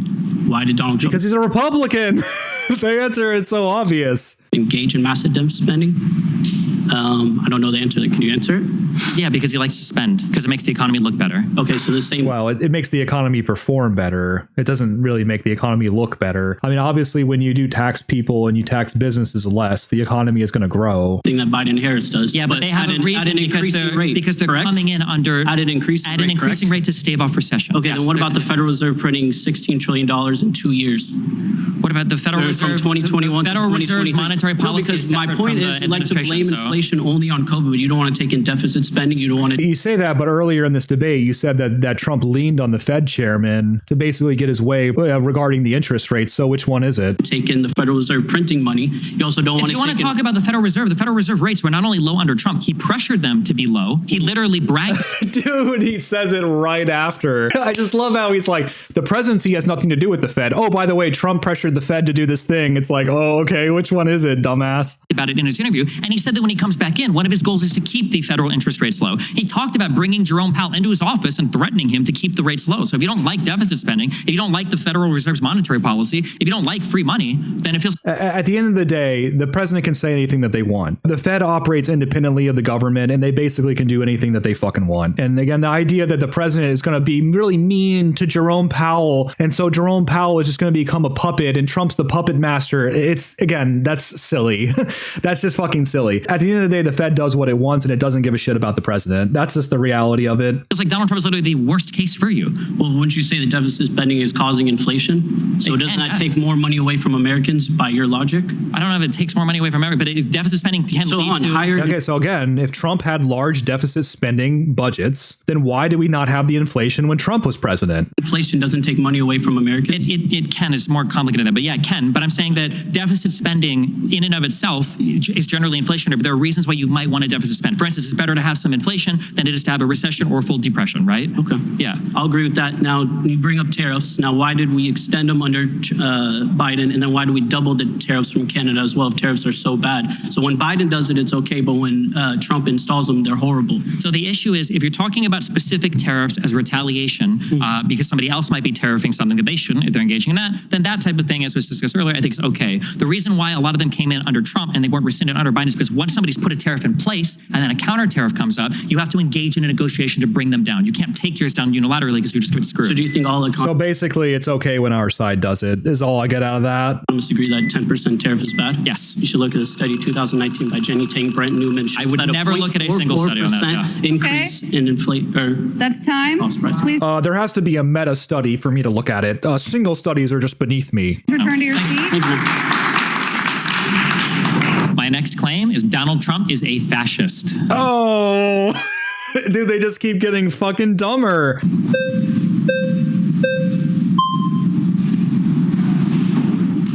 Hello, Andrew. Hello, Destiny. Destiny, can you define fascism?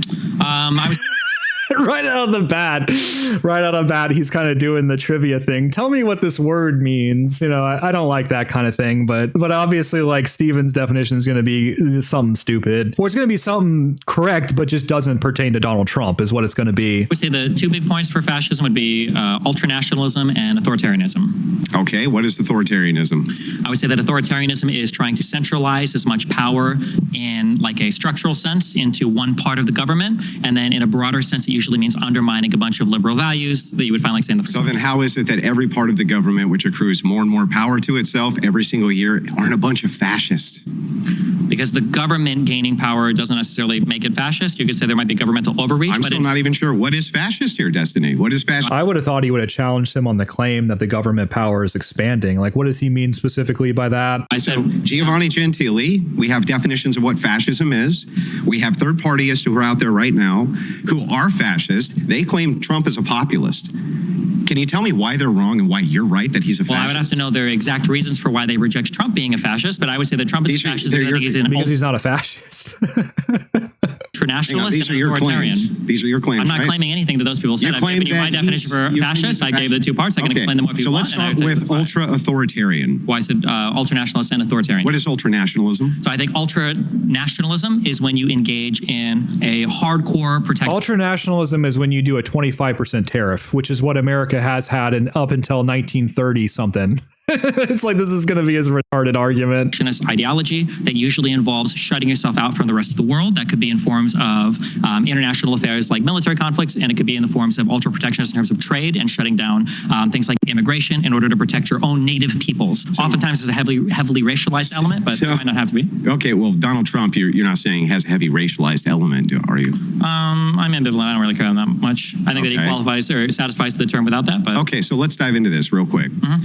If you have a president who doesn't want to get involved in foreign affairs as far as wars go, and has some type of... There basically has to be ethnocentrism at the core of a movement in order for it to be fascistic. And anyone who just simply does not understand that just doesn't understand what the word means. So if anyone just doesn't get it, they just don't get it. The people are at the center of the ideology, because without the people, you don't really have an ideology pertaining to any of these other things. Like, why would you have the ultranationalism? Well, the ultranationalism is there to protect the people. Like, you don't want to have these trade relations with all these other countries that are essentially undercutting the labor in your own country and undercutting the prices of the products that are produced in your own country. That's why you have the ultranationalism. It's at the core of the ideology. The policies which benefit the United States over all of the nations, is he a fascist? No.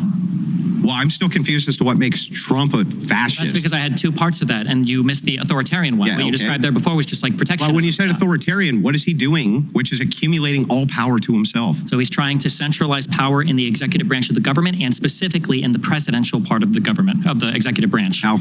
Well, that wouldn't make him authoritarian, though, because the president that succeeds him would also have that power, and that president wouldn't necessarily be a Republican even, and it wouldn't be him. How Donald Trump thinks that he should be able to unilaterally make decisions up and down all of the different departments and offices that exist in the executive branch. Presidents use executive. Yeah, who cares? Who cares? So what? Executive orders all the time. That's not what an executive order is. Presidents unilaterally make decisions all the time. No, they don't? Yes, they do. Yes, they do. Like, what do you mean? Like, I'm just curious. Like, I want to know the answer to this fucking question then. Do you think that Roosevelt was a fascist when he interned the Japanese? Was he a fascist specifically when he did that through executive order? No, they do. They use executive orders all the time. An executive order doesn't mean that you are taking power away from the departments and offices that have been created. Right. So where's the fascism here? Would you like me to give you specific examples? Yes, give me the specific examples. Sure. So when Donald Trump didn't like the answer that he was getting from his attorney general because he was trying to... I think that Andrew should challenge him better on this. I think he should bring up the Roosevelt thing. Direct the Department of Justice to do investigations or to fabricate claims. That would be an example of trying to centralize power just to the president, because he's undermining his own department that's been created for him, that's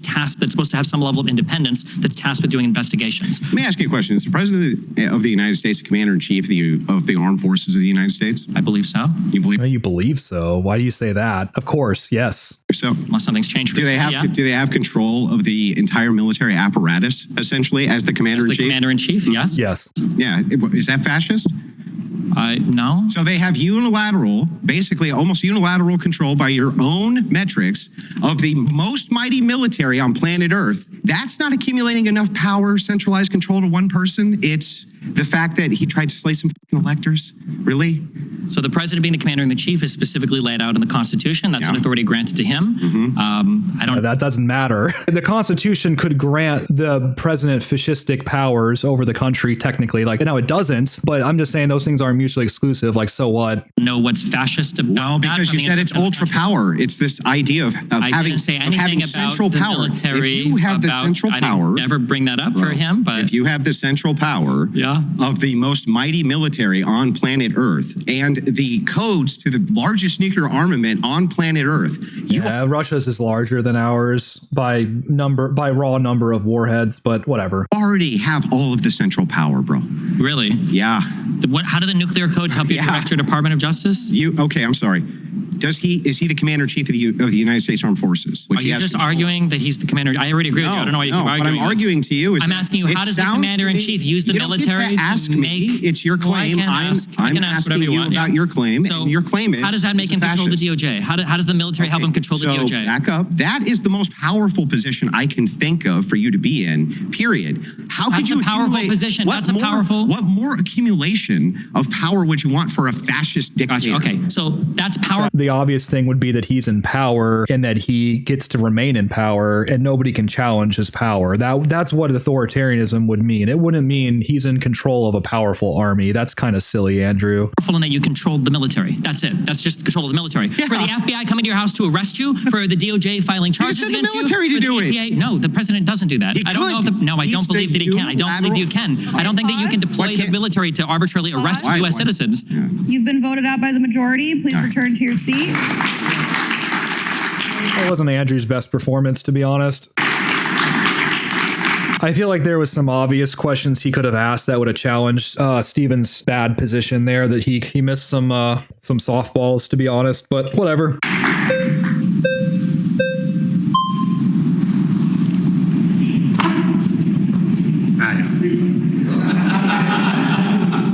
Okay, you're not voting for Trump. No. I am. I think we can have a respectful policy disagreement without labeling one side or the other fascist or communist or Marxist. So let's have a policy. No. The topic is Donald Trump is a fascist, quote unquote. So you should challenge him specifically on that stupid claim. Disagreement here. You think Donald Trump is a fascist because of ultranationalist tendencies and authoritarianism, correct? Yeah. So let me just draft this vision and see if it makes sense. The authoritarianism is ruling by presidential decree, prosecuting political opponents, bringing power into the government, and abandoning our allies abroad. That sounds a lot like the Biden-Harris administration. So I would say that, we'll go point by point. Okay, so first of all, when we talk about abandoning allies abroad, are we referring to, so we haven't cut funding from Israel, are we referring to when Donald Trump abandoned the Turkish people, or abandoned the Kurdish people to Turkish attacks in Syria? Are we talking about when... Oh, so he's asked a question specifically about the Biden-Harris history, or the Biden-Harris record, and he immediately pivots to, oh yeah, but Trump did these other things though. What an absolute fucking clown. The Trump administration cut out the Afghanistan government in the Doha Accords when they were talking with the Taliban, when Donald Trump surrendered to the Taliban? Or are we talking... That makes him a fascist? I don't get it. About when Biden tried to support Ukraine with the full force of not only the United States economy and our moral support, but also by getting Europe on board to help Ukraine. The idea that the Biden... Yeah, it's silly. It's just silly. You know, just a little bit of a history lesson here, if anyone's not a history buff in the room. Like, fascist leaders aren't known for being peace lovers. You know, like, Biden was clearly the warmonger here. He was the one who supported this war. He kept it going. Trump was the one who didn't support the war. He didn't like the war. He didn't like these endless wars in the Middle East. He was opposed to them. He ran in opposition to them. He doesn't like them. He didn't like them then. He doesn't like them now. That's just the reality of it. You know, whereas Biden supported this war, he kept it going, and Trump is going to end it. So again, like, it doesn't make any sense. And Harris administration have abandoned our foreign partners is nonsense to me. And also, it's not just about making the government more powerful. I know that Andrew tried to run with that, but it's about centralizing power within the government. Right, and wiping off student loan debts at the expense of working class Americans. I understand that, but let's hold on. Wiping out student loan government, the citation for that was was a bill that was passed from Congress. Biden tried to do that because of it was like extraordinary times you could do something, and he tried to stretch it to that. Right, that would be an overreach. That would be a government overreach. Supreme Court said no, and then he didn't do it. Okay. Yeah, but he tried to do it though. I swear, it's so funny. It's like, you know, it's just so baffling the way that their brains work. Supreme Court had to intervene, right? Well, the Supreme Court made a ruling on it because it was challenged. That's the government like working as and he stopped trying to do that right afterward, right? He said, I'm not going to do this anymore, or did he say, I'm going to keep delivering on this promise? I think he explored other legal avenues to do it. Okay, well, legal remains to be seen, but let's talk about... Well, he hasn't done anything illegal, right? Okay, let's talk about... Well, he hasn't done anything illegal, right? We're talking about... There's no answer to that, okay. Let's talk about October 7th. October 7th would not have happened if President Trump was in office. Ukraine would not have been invaded by Russia if President Trump was in office. You can call him crazy, you can call him anything. He was an effective... I mean, I'd like to think that that's true, but I'm not as confident as he is, to be honest. Deterrent, because he understood, Stephen, a little thing we like to call peace through strength. Here's the truth. The truth is October 7th probably happened likely because of Trump and his policies. Well, why is... Holy... Why? Holy, why is what policies are those? that? Why is that? Yes, please. The reason why is because Donald Trump engaged in more reckless behavior with Israel that only encouraged Israel's expansionism without doing anything to actually address the Palestinian problem. But you support Israel's expansion, though, Stephen. So what are you saying? For instance, Donald Trump agreed to moving and recognizing the moving of the embassy to Jerusalem that instigated. That was enough to do it? That was enough to do October 7th or whatever? Like, okay. Everybody in the region, including the Palestinians, which is why you saw the whole border riots, the Great March of Return that erupted over the year protesting that. And then Donald Trump, along with Kushner, tried to help Israelis. So the Israeli settlement expansion, which has been happening for decades, happened also under Donald Trump's presidency, and he changed where an embassy is located in that region. So that's the reason. Those two things are the reason why October 7th happened. Okay, gotcha. Great argument, Stephen. Negotiate multilateral peace agreements or more bilateral peace agreements for the Abraham Accords, again, while cutting out the Palestinians. All of this just continued to drive the Palestinian plight further and further because they saw more and more allies being isolated from them. They saw no recognition over in the United States. And then obviously, terrorist attacks is all you can do from that point, apparently. So Trump moved an embassy, got Muslim majority countries for the first time ever to recognize the rightful existence of the Jewish state of Israel. And that justifies the heinous attack we saw on October 7th, where we killed over 1,000. Anything justified Well, you anything. said that Trump was responsible for I said that October Donald 7th. Trump and his foreign policy posturing is what moved us in that direction. President Biden was in office for 3 years. If anything, it had an incredibly marginal effect on that. I mean, it's again, another ridiculous stretch. Before October 7th happened, how possibly could that be Trump's fault? What did Biden do to contribute to the conditions that made October 7th happen? Very clear, very clear. Iran was only exporting 150,000 barrels of oil a day under Trump. Now they're exporting 1.6 million. They're making hundreds of billions of dollars a year more. That emboldens them to give their proxies weapons, money, and the vigor to attack the Jewish state. And that is unacceptable in the international community. Let me tell you something about President Trump. Let me tell you something about President Trump. The only reason that Hamas attacked Israel, you think the only reason they're able to do it is because of increased Iranian funding? Who funds Hamas? I mean, that probably is a big part of it. I mean, if their funding did go up, then yeah, you would think logically they would be more likely to commit an organized attack like this. In part, it's Iran, but Hamas. He didn't say that was the only reason, though. It's funding from all sorts of different adventures. Who funds Iran? They get money from Qatar, right? Who funds? Okay.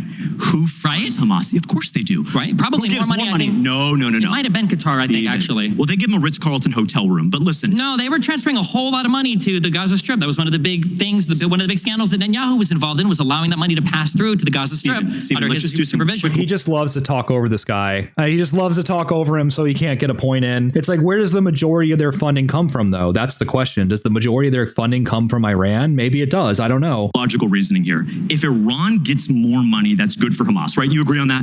Come on. Broadly speaking. Yeah, come on. Just concede one thing, Stephen. Come on. Broadly speaking, probably, yeah. Okay. All right. There's more at play. God damn, he's so bad. Fucking faith. Here, that I'm not even sure if you're aware of. So the IRGC, the Iranian Revolutionary Guard. Oh, it's just so complicated, guys. It's just so complicated. All these different factors. There's multiple factors. Has some amount of money that's guaranteed to it, regardless of what they're exporting, importing as a country. In general, I agree with you. Sure, yeah. And you know what? I am glad that President Trump ordered the assassination of Qasem Soleimani, because that man is responsible for death and destruction. The targets he made on the Jewish state were completely unacceptable. Okay. Stephen, I don't even think the targets he made on American citizens in Iraq was unacceptable. I have no love lost for Soleimani. I'm glad that dude's dead. I'm not going to sit here and defend it, but Donald Trump doesn't do anything good foreign policy-wise for Israel. He doesn't have a vision for the region. That's why he had to basically leave all of it to his son-in-law, Kushner. That's just very debatable. Is he not popular in Israel? I don't know. I mean, like, if you're saying that he's moving the embassy to Jerusalem or whatever, and he's allowing the expansions to continue, then wouldn't he be good for Israel? I don't understand. Like, did the Israeli people agree with you? I just don't get it. Like, I don't get what his point is. Why was Crimea annexed under Obama? Why was Ukraine invaded under Biden? Why did nothing happen under Trump for 4 years? It was a complete stalemate, complete stability. Crimea was still occupied, right? Okay, but it was annexed under who? Hold on. It was still occupied, right? Of course, but let's be realistic. There was you would expect the Russians to just pull out just because Trump is president? I mean, no. Yeah, Yeah. Okay. So Vladimir Putin is just going to pull all his soldiers out of a region for no reason, just because Trump is president. Dude, obviously it's different when it's in the news. It was in the news when he invaded when Obama was president. It wasn't in the news years after he invaded when Trump was president. You fucking idiot. Yeah, but wait, there was a civil war that was raging in the Donbass the entire time, right? Accelerate? Did it accelerate? Was there new land Yes, there was claims? more, not new land claims, but the civil war in the Kyiv Donbass. being bombed? Was No, Kyiv being but the bombed? civil war in the Donbass was still going on. What did Donald Trump do about that? The world is safer under President Trump. The world was safer under It was. It obviously was. I mean, it's just denialism. You know, it's just pure denialism. President Trump. The world knows that, Stephen, and the world's going to show that on November 5th. Okay. I mean, if you look at the stability of the world, especially in that region before Trump was president, you had the Arab Spring, you had the stuff that happened in Libya and Egypt. Syria got deposed when Biden was president. The invasion took place. The October 7th thing happened when Biden was president. The Crimea thing happened when Obama was president. I mean, like, again, it is very obvious that the world was more peaceful. Now, again, I don't think that that's just entirely because of Trump, but it obviously does track with the record. You know, it does track with the years.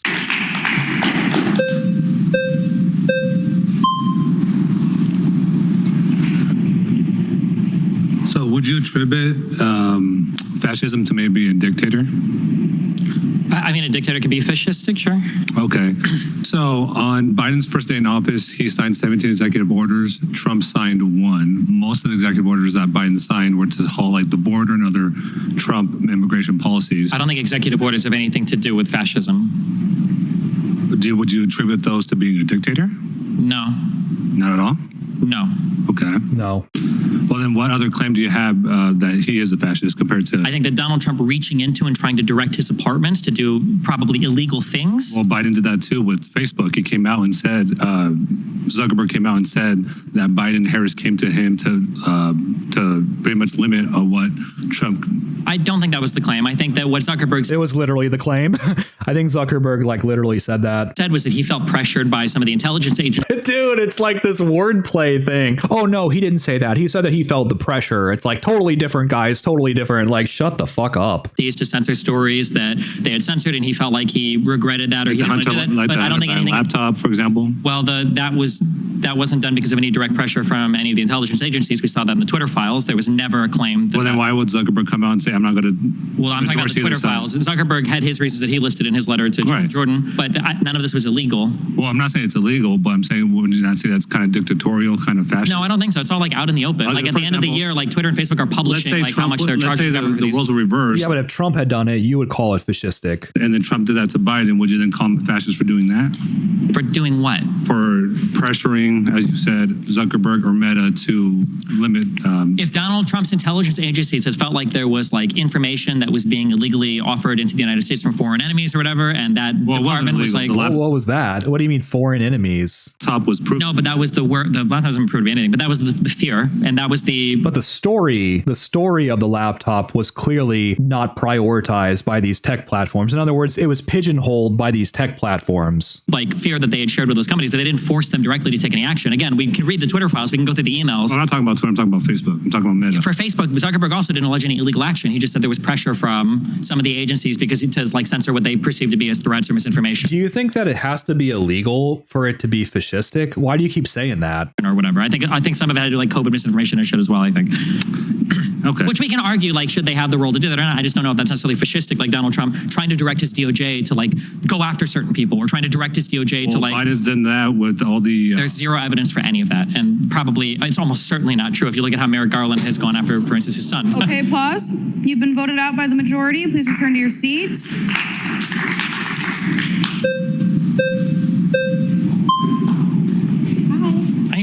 I'm Tia. Nice to meet you. Nice to meet you. So I wanted to hone in on the part about nationalism. Can you explain that again in a little bit more detail? Sure. So I would say more ultranationalism than just nationalism, but it's this idea that, you know, basically screw the rest of the world. We're going to hardcore cut immigration. We're going to hardcore cut our trade. We're going to hardcore cut our association with anybody else. And we're just going to be like our own little, basically, island nation. I think it's a very bad direction to go in. And who's taking us in that direction? I think that's what Donald Trump wants to do. Wants to do? He was in office for 4 years. Did he do that? Well, Donald Trump began some tariff processes. He tried to do a full Muslim ban. He took steps towards that. He took steps towards that, right? You acknowledge that he did try to. He banned 7 Muslim majority countries, right? You're a U.S. How many countries are in the world, Stephen? How many countries? He did do that. He did do tariff. What percentage of the world's population live in those 7 countries, though, Stephen? Let's run the numbers on that. Fact checkers, can we crunch the numbers, please?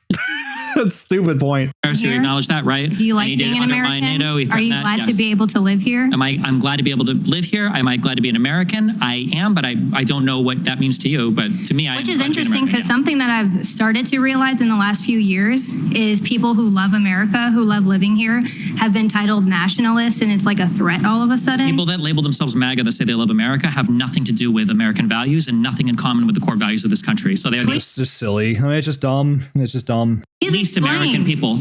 Compared to the shit libs, yeah, they do, bro. Please explain. Sure. The desire to elect somebody who says the most obviously fascist things in the world, like the media is the enemy of the people. A guy saying mean things doesn't make you a fascist, dipshit. Who says he wants to terminate the Constitution. A guy who says he'd be a dictator on day one. Terminating the Constitution? Oh, the dictator on day one. Oh, no. Bro, I love how these people are all the same. They have the same boring, fucking tired bullshit talking points. He said to Sean Hannity when he was asked the question, "You're not going to be a dictator, are you?" He says, "I won't be a dictator except for day one. I'm going to fix the border and I'm going to drill oil and then we'll go back to not being a dictator." In other words, he made a stupid off-the-cuff joke like he always does. Dictators don't assume dictatorial control of a country and then give it up the next day. Just, again, if you're not a history buff, that's not what they do. They retain power forever until somebody forces them out or they die. That's what happens. That's how dictators work. Just, history lesson for you. Donald Trump said that he believes he could terminate the Constitution because of It's so crazy because I've been hearing a lot lately. This is the dumb thing about the Truth Social tweet that he made. He criticizes the Constitution because he basically thinks that it helped rig the election. I mean, it's in the context of him thinking that the election was rigged. But again, Trump tweets a lot of dumb shit. I'll give you that. But I don't think it necessarily really is that interesting, to be honest. I mean, if you sit there and you get hung up on every dumb thing that Trump has ever said throughout his entire life, then I guess good for you. I mean, I don't know what to say beyond that. I mean, obviously, it's just a dumb thing that he said. Did he actually do any of those things? No. So who cares? He can't anyway. From your side, that the Constitution isn't necessary. Oh, I'm sorry. Which lawmaker or presidential candidate said that? Your side. Which, is that the name first and last? Your side? Yeah. Like Miss Side? Or is she a congressman? Or is she a senator? Or I don't know which leader has said that, so I can't speak to that. I don't know who you follow on Twitter, so I can't as speak an to that. American. But anyway, you acknowledge that Donald Trump said that in times of great peril, you can suspend the Constitution and that he would do that for voter fraud. For voter fraud? He said that, yes. On Truth Social, he said that. I'm sure there's a longer quote that I can look up later. I would love to do that, but I'm sure you're using it out of context. Okay, you'll look it up later and you won't ever talk about it again because it's an important quote. You acknowledge that. Yeah, let's just ignore every other thing that he says and just hyperfixate on this one dumb tweet that he made when he was butthurt about the election loss. Who cares, dude? Trump says a lot of dumb shit. Who cares? You know me so well. Because you're on that side, I know. Okay. You agree that Donald Trump said that he would be a dictator on day one? Nope, he did not say that. They even have the fact check there. Except for day one, I want to close the border. I want to drill. So again, they're leaving out the end of that statement where he says, and then I'll go back to not being a dictator anymore, which is obviously a joke. The whole thing was a joke. He did not say he would be a dictator on day one. Okay, cool. So as an American, I believe that it's a privilege and a blessing to live here. And under the Biden and Harris administration, my life has gotten a lot worse and a lot more difficult. Has your life gotten better or has it gotten worse? I'd say my life has gotten better. Well, congratulations. You're the only person in this room, maybe. But when I go to the grocery store, and you mentioned about inflation and everything, but when I go to the grocery store and a bag of groceries is $50 and I have he's rich. Rich people's lives always get better. It's just basically the cold, hard truth about it. Kids to feed. Do you think that helps me as an American, or do you think that hurts me as an American? I think an expansion of the child tax credit would help you a lot more than another tax cut for wealthy billionaires.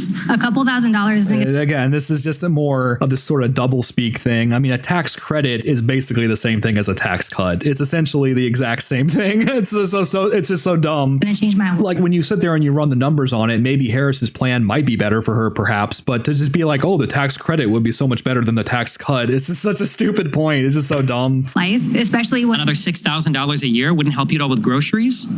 With 2 children? Yeah. It's better than nothing. This much, maybe. But if the price what are your of children eating? $500 a month. Okay, pause. You've been voted out by the majority. Please return to your seat. Nice to meet you.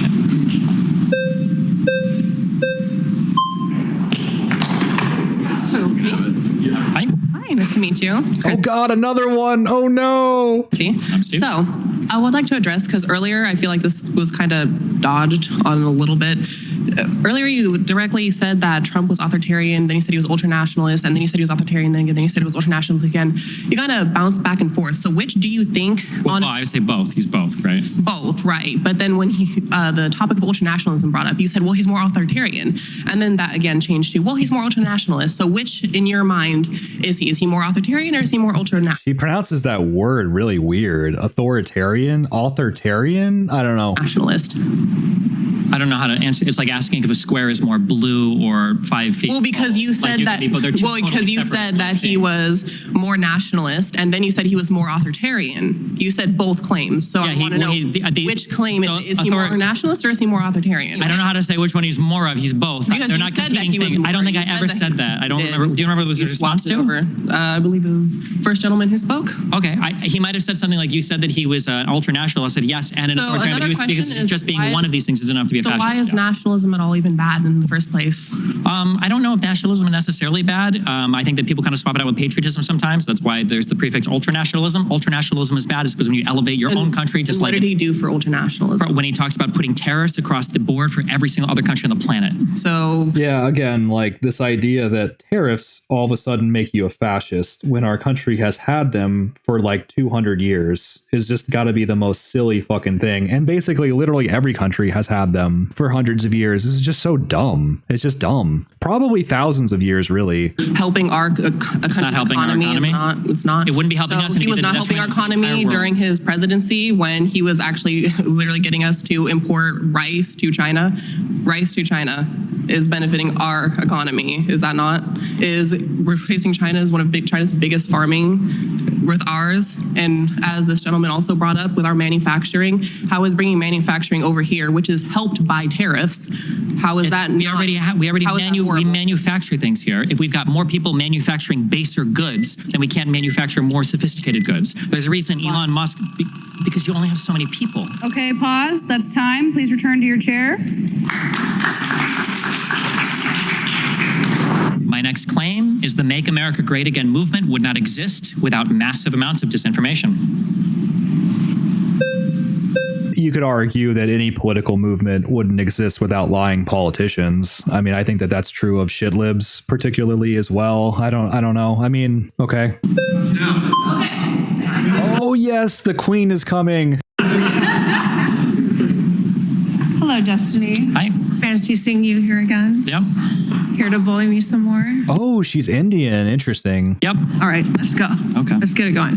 Can I thought she was Latina. you state some of the disinformation? Sure. I think over the past few weeks, we've seen absurd claims relating to hurricanes being manufactured by weather machines. We've seen outright lies about the National Guard and FEMA like blowing away supplies and trapping people in their homes and lying about Biden providing financial aid to states, even though Trump is the one that has threatened to withhold aid. We've seen lies about the Haitians eating dogs and cats and Springfield. I can go on. Have you? So you're saying that the MAGA movement wouldn't exist if Trump didn't make those comments about Haitian immigrants, Marjorie Taylor Greene didn't make those comments about weather manipulation, and some stupid shit about FEMA? Like, are you fucking stupid, Steven? What the fuck are you talking about? Of course the movement would still exist.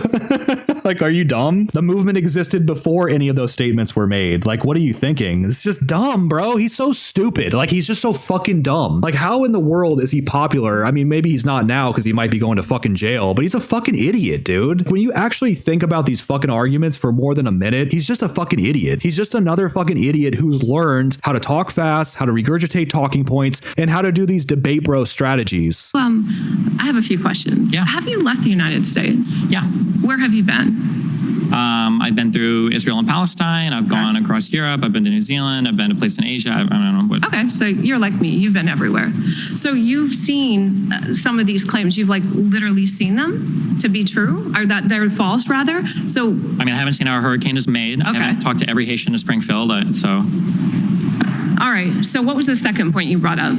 About you said something about the camps and not looking that way. That was my point. Have you been to these camps and have you seen the conditions and things that The they're FEMA camps? Yeah. Or? No. Yeah. So yeah, exactly. Period. The end. So you're saying no, you haven't, but you're saying it's disinformation. So how do you know that it's disinformation? Which is why I brought up the point: have you left the country? Have you seen with your own eyes what's going on in these camps? Yeah, it's just kind of a dumb point. I mean, you don't need to physically be at a place to know about it. It's just kind of silly. Someone else earlier made kind of the same silly point. And do you understand that for any type of society in an advanced civilization to work, you have to be able to rely on third-party people to report to you things that are true? Right, but there's so much fake news out there today. Exactly. So my question is to you, though, is that have you seen these claims? Have you seen these places with your own eyes? Do you know what's going on? No, but I don't have time to verify everything with my own eyes. I know, because you're too busy teaching gamers how to be nerdy Because now, I can't right? verify every single thing in the world with my own eyes. He's actually too busy recording women that he's sleeping with without their consent, and then sending it to random other women that he's talking to on his Discord. That's actually what he's busy doing. Just like you couldn't verify the fact that you enjoy getting pegged, right? Ooh, shots fired. Actually, no, he's like, I would verify that. He's like, nope. Fact checkers have fact checked it. Okay, the judges have ruled yes. The judges have ruled a solid yes. We can verify that. That has been verified. You did verify that. Anyways, but that was just a... Technically, you need a mirror to see that, but I don't know why you'd even... It was a B-side. Are we here to talk sex for 20 minutes? We could do that if you want. No. Yeah. So Okay. what other claims I mean, I wouldn't mind. I think she's kind of hot. I mean, for an older chick. were like not valid or false? How many? I mean, Something how many more else. I mean, the election, the 2020 election, the voter fraud claims for that were all fabricated. You've been voted All right, out thank by the you. majority. Please return to your seats.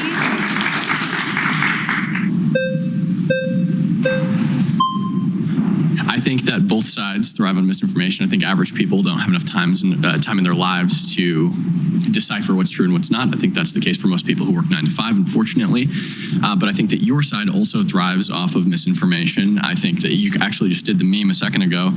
You said that the Tax Cuts and Jobs Act was just tax cuts for the rich. But in fact, people making $15,000 to $50,000 received a tax cut of 16 to 26%. The majority of the money went to wealthy people. Why is that? It's because wealthy people pay more taxes, Stephen. Yeah. So their share of tax burden is obviously going to be in volume more physical dollars. Yes. But when it comes to the budget, all that matters is the proportionally, absolute. Yeah. do you concede that proportionally middle class people received more in tax breaks than rich people?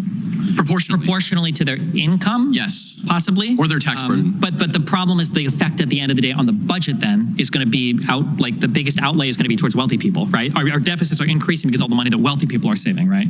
Okay, sure. Fair enough. But I think already, 90% of taxes are paid by 50% of the country and 50% of taxes are paid by 1% of the country. I always hear this thing of the billionaires, the rich people aren't paying their fair share, but it seems to me that they've been paying more than their fair share since America's inception, and the middle class actually has been paying not their fair share. And I'm not saying that we should increase taxes on the middle class, but what I'm saying is the billionaires are definitely paying their fair share. They pay a lot for sure, but if you want to fund... I'm not really sure why he's bringing up this point given the topic, but okay. All the programs that we have, you have to tax people more, Back to the misinfo thing. Okay. I mean, I agree that both sides engage in misinformation. I just think that conservatives do it on a whole other level. Donald Trump will get up and lie as easily as he breathes. And if you watch any of the interviews that he gives, it's lie after lie after lie after lie. Same thing with Kamala Harris. Not even Walz. close to the same oh my level. God. There's a reason why they asked Tim Walz, did you lie? Were you 3 months off when you went to China? And then he filibustered for 5 minutes. And then for Vance, it was, do you believe the results of the last election? Yeah, no, I agree with These you. are totally different types. You agree? Yeah. No. They're not the same. One thing is an objective lie. The other thing is actually somewhat controversial, like the election results and whatnot. We know for a fact that Walz was lying about those comments about being in Asia. And we know for a fact that in the very least, he was being incredibly dishonest about the stolen valor situation, where he didn't specifically say, oh, I was in Afghanistan and I fought, but he said, I wielded weapons of war during Operation Enduring Freedom or something like that. That is very, very, very close to stolen valor, because most people, when they hear that, they will think this is a soldier that fought in Afghanistan. And that's not what Tim Walz was. In the very least, again, he was right on the line. In the very, very least, he was right on the stolen valor line. They're totally different types of claims, right? But your side's constantly touting saying inflation is lower now than it was under Trump. Pre-COVID inflation rate was 2.4%.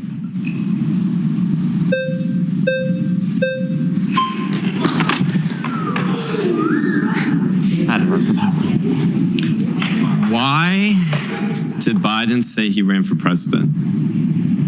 Just to keep Trump out. Don't remember. Do you remember the video he released at the beginning when he launched his campaign? And for the 2020 election or for Yes. the, I don't remember now. He says because of Charlottesville. And he specifically basically, he associates Charlottesville with Trump. Cited that Donald Trump called the Nazis fine people. Do you believe that? So, yes. I don't know why. Yes. He didn't, though, stupid. Like, yes, he did use the words very fine people in an answer to a question, but if you listen to the full fucking context of his answer, he did not refer to neo-Nazis as fine people. He said, of course, I don't mean the neo-Nazis, but I meant the other people who were there. Those were very fine people, and there were very fine people on both sides, and there were bad people on both sides. That was the full context of his fucking answer, Steven, you dishonest prick. No, I'm sorry. Hold on, wait. I understand what you're going to say. I know what you're going to say. It's people like to go to the so some people present this as Donald Trump saying that the Nazis were good people. He didn't. He said there were good people on both sides of that rally, but it was a rally that had Nazis. I don't know in what world you would ever say that.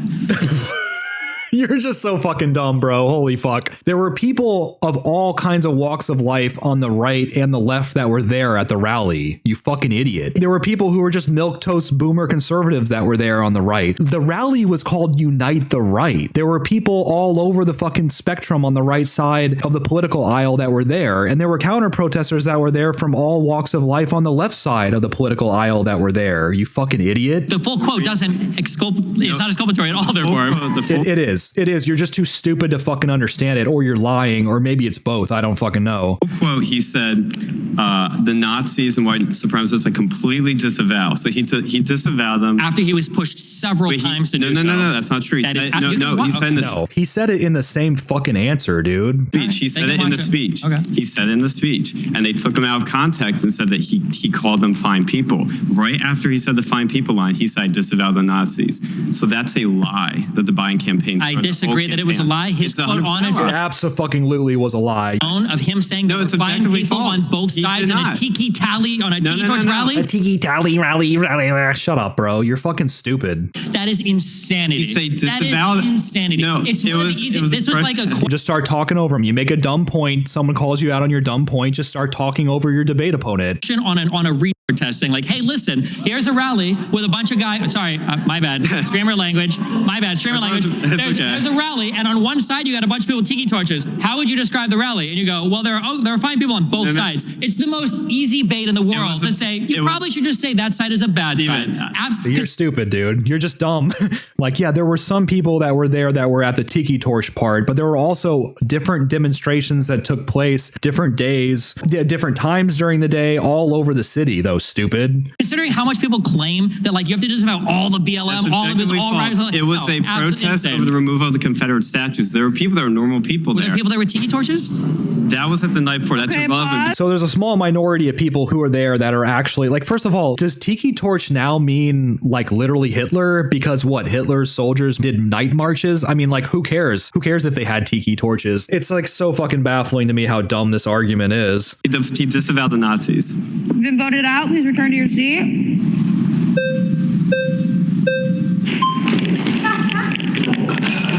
What's up, Steven? Hey, what's up?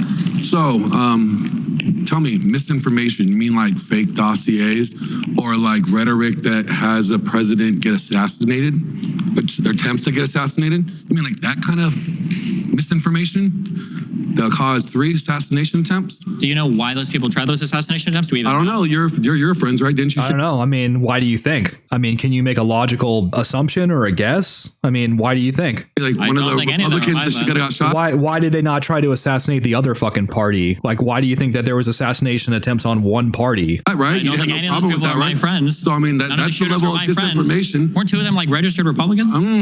I love how they just continue to say the same fucking talking points over and over again. The thing is, people like Steven, they don't know what a closed primary state is. You'd have to sit there and explain it to them. Like, the guy registered as a Republican in a closed primary state, a couple months away from giving a donation to Act Blue, the DNC super PAC. This is just stupid. Like, he registered as a Republican in a closed primary state to undermine the Republican vote. This is a common tactic that happens in closed primary states. Florida, where he lives, is a closed primary state where people do it here. They say, were they watching your content?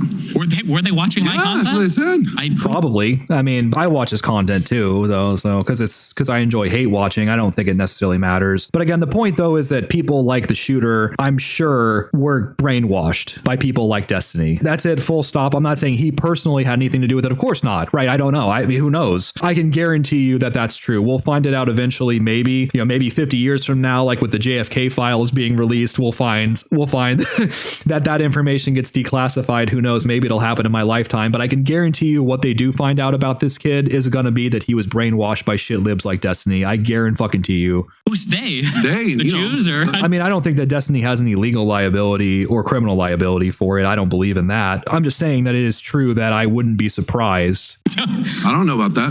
Okay, Isn't that the same misinformation? The dossiers, the rhetoric that he's a bad, he's going to ruin the country. Oh, like the one that Hillary Clinton bought, right? The one that was published by BuzzFeed Media. The fake one. I don't know. The one that whole FBI investigation that wasted a whole bunch of Americans' money, right? Well, no, I don't think I would say. I think that the Mueller investigation turned out more credible indictments and information than the Hillary Clinton email investigation and the whole Benghazi waste of time. Yeah, but it was all that. Yeah, but it wasn't intended to find like Russian expats that were spreading memes around Facebook, though, dude. It was expected to find that Trump colluded with the Russians to rig the election, which it did not find. All that stuff that came from the Democrat Party, all that fake news, right? Is that what you're talking about? I don't know if you call it fake news. It was a dossier that they paid for to be researched by another person. They said that there was low confidence in a lot of it. Just like, for instance, would you acknowledge it all about Hunter Biden and his illegal... It was clearly fake news. If he's talking about the Steele dossier, it was clearly fake news. It was just he said, she said nonsense. Oh, we found a guy who said some stuff about Trump likes to get peed on by Russian hookers. So there's all this like corruption going on with the Trump campaign. Just trust me, bro. Trust me. Source, trust me, bro. That was essentially the Steele dossier in a nutshell. It was complete fucking nonsense. None of it was substantiated. It was just basically an orange man bad smear that was completely unsubstantiated. Dealings with Burisma and Joe Biden, and they used that, and by they I mean the Justice Department used it as an excuse to spy on Donald Trump too. By the way, that's a little bit of a tidbit that I should probably throw in there in the end as well. Like, yeah, that literally happened. That's not like me making it up. Look into it. That literally happened. That's all fake news too? No, I just know he does a lot of cocaine. Okay. Did you do cocaine with him? No, I don't. You come with him? Not recently, no. Because you are the Coomer Gremlin, right? Am I the Coomer Gremlin? Well, we know you are. Yeah? Like Donald Trump is? No. You put Donald Trump to shame, bro. Prostitute like 4 years or 4 months after his wife had a child at home when he was cheating with Stormy Daniels. You mean like that's despicable? 100%. I would never condone that kind of behavior. Yeah, that's despicable. True. But again, like, what's your point? Like, I mean, I don't think Trump is perfect. Yeah, he has kind of a disgusting personal life in terms of his history. That's true. But so what? I'm not married to him. He's not my exactly, like, he's the president. I don't have to be involved with him personally, just like I don't have to be involved with Hillary Clinton personally. This is what people said about Hillary Clinton when she ran in 2016. Oh, she's so ugly, I don't want to vote for her. It's like, you don't have to fuck her, dude. Who gives a fuck what she looks like? She's running for president. She's running for office. Remember that? Your wife to go get banged out by a bunch of dudes. Am I running for president right now? Are you going to vote for me? Or no, I wouldn't vote for you. So do you remember when Donald Trump was Stormy Daniels? No, but do you remember when you were sucking his dick on 4 months after? 4 months after she had a child. You remember that? Right? You remember that? You notice that? Remember that? I like that the standard that you set for me is the same as you set for your president. I'm not running for president. You understand that, You're not my standard for president. Okay, well then why are you comparing Trump to me? Because I'm just... Pause. Exactly, you've been voted out by the majority. Please return to your seat.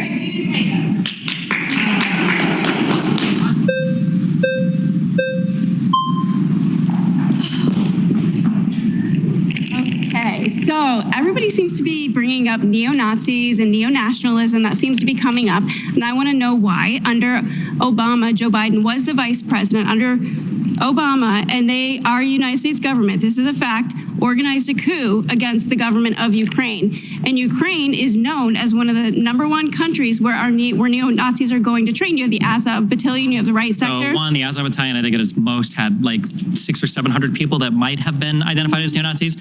Maybe, #1. #2. Bro, I love how he says that as if it's nothing.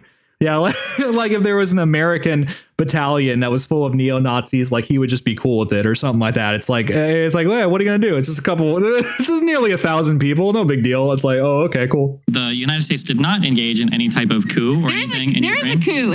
This is just absolute nonsense. America did play a role in the Maidan Revolution, I think is what it was called. American politicians, including John McCain, literally went to Ukraine and told the demonstrators, go ahead and overthrow the government. We got your back. Essentially. I mean, he didn't say it literally in those words, but that was essentially the spirit of the speeches that he delivered to them. So to sit there and hand wave this away and be like, oh, well, our country has no involvement in that, that's really silly. Now, to be fair, Russia did rig their election, so I get some of it. I'm just saying, like, objectively, we did play a role in it. That's true. It's reported. Victoria Nuland. Yeah, I understand. I'm aware of the Nuland leak. All she said was that we would all, yes, leak with Jeffrey Pyatt. Then why did they remove Jeffrey Pyatt from the embassy? The leak called why did they remove Jeffrey Pyatt from the embassy? Leader of another. Why did they come out of Ukraine? No evidence All of that this is on video. was This is on concocted video. or delusional. No. Again, like, concocted is the word that you're choosing. I don't know why you're choosing that word. Like, it would have never happened necessarily. I don't know if I'd say that.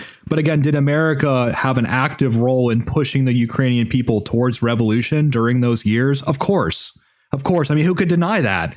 Why were American politicians going to Ukraine to deliver these speeches, which were essentially revolutionary speeches? They were pro-revolution speeches. Why were American politicians doing that? It's just like this idea of just completely denying history and gaslighting. It's bizarre. Maidan? Person. I'm a You're crazy person because of Maidan? You're a crazy person. Okay, привет, как дела? No, yet. Okay. It doesn't matter. You don't understand what happened, and you're making up claims that aren't true. These are actual recordings from Victoria. No, we've Nuland all heard and them Jeffrey 15 Pyatt. million times because it's the only things that you guys can propagate to try to claim that the United States engaged in a coup You guys haven't brought this up at all. I'm bringing it up right now. No, why it was brought up all the time. You've been voted out by the majority.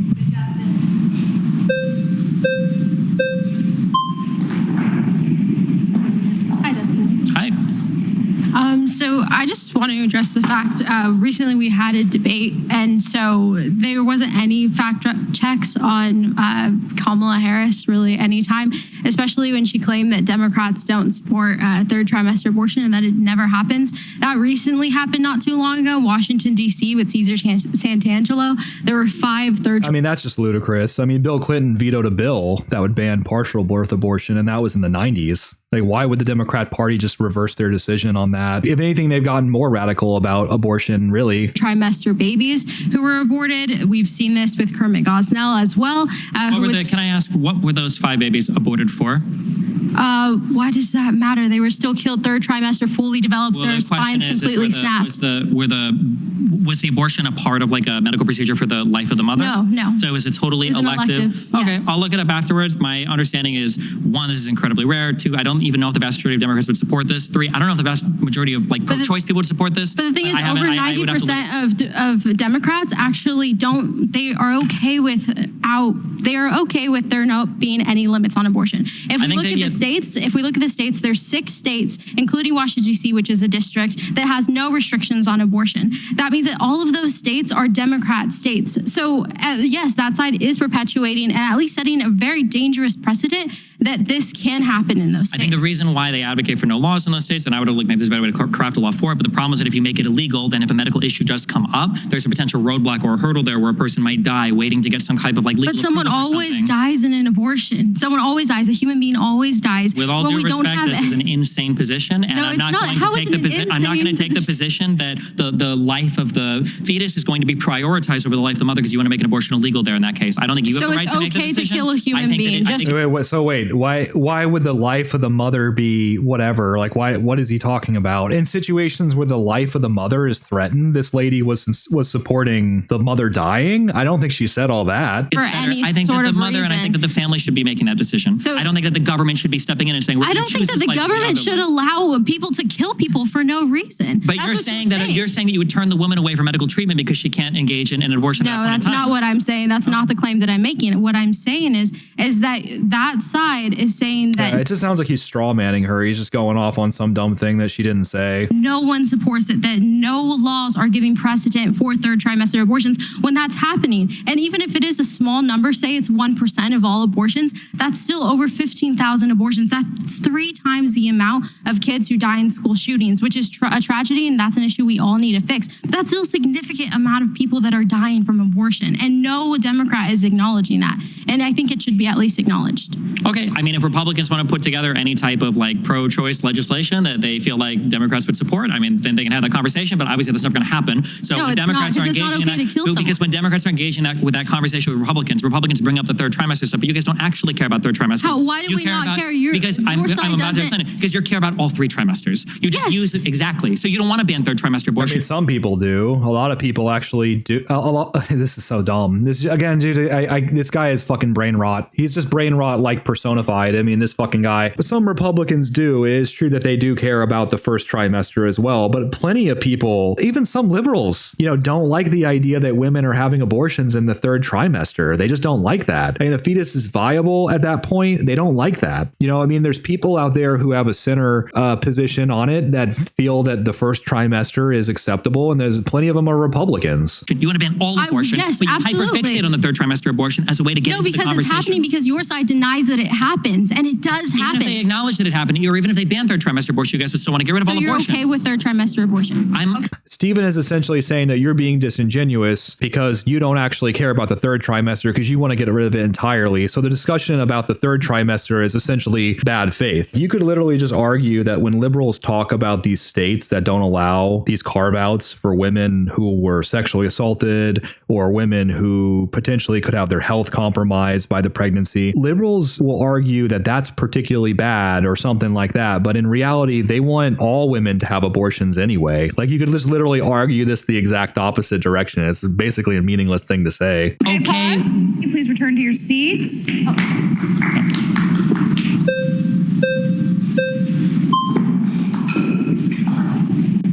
Number one, I'm a MAGA gangster. I'm outside when it comes to... Okay. And I think I've heard everything I need to hear. Out of here. Trump 2024. All right. Let's go.